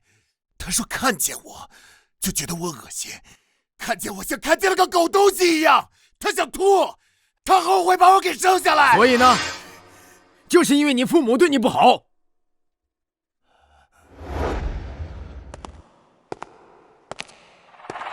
从小你父亲对你频繁的家暴，甚至在你毕业考试前1个月把你打得住了院，让你被迫退了学。你母亲也更偏爱她出轨生下的那个女儿，也就是你同母异父的妹妹。你感觉不公平，两人还在你住院的时候，因为医疗费过高大吵了一架，双双抛弃了你，把你留在医院里自己等死。对，对，我感觉糟糕透了。我越想越觉得，那这是你伤及无辜的理由吗？你根本就不知道，我活在地狱里，他们把我当狗一样看待。我活在地狱里，地狱里，地狱里。你要是真活在地狱里，你就不会遇见一个好的医生，为你付了所有的医药费，出院的时候还给了你一笔钱，对不对？是你说的吧？啊，是你刚才说的吧？是，你选择了记住所有不好的回忆。你却忘了这个世界对你的好，你明明已经逃离了那个糟糕的家庭，你可以重启自己的人生。你往前看，你呢？你选择了伤害无辜的人。丁瑞鹏，你他妈还是人吗？我不是人，我不是人，我不是人。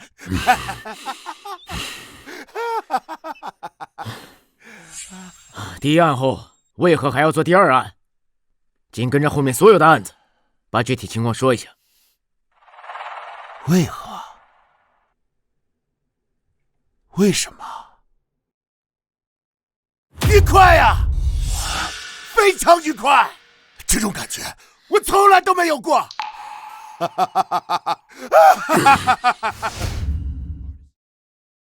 世纪悬案告破，血魔再现，515系列案真凶再作案，滨城警署急速破案。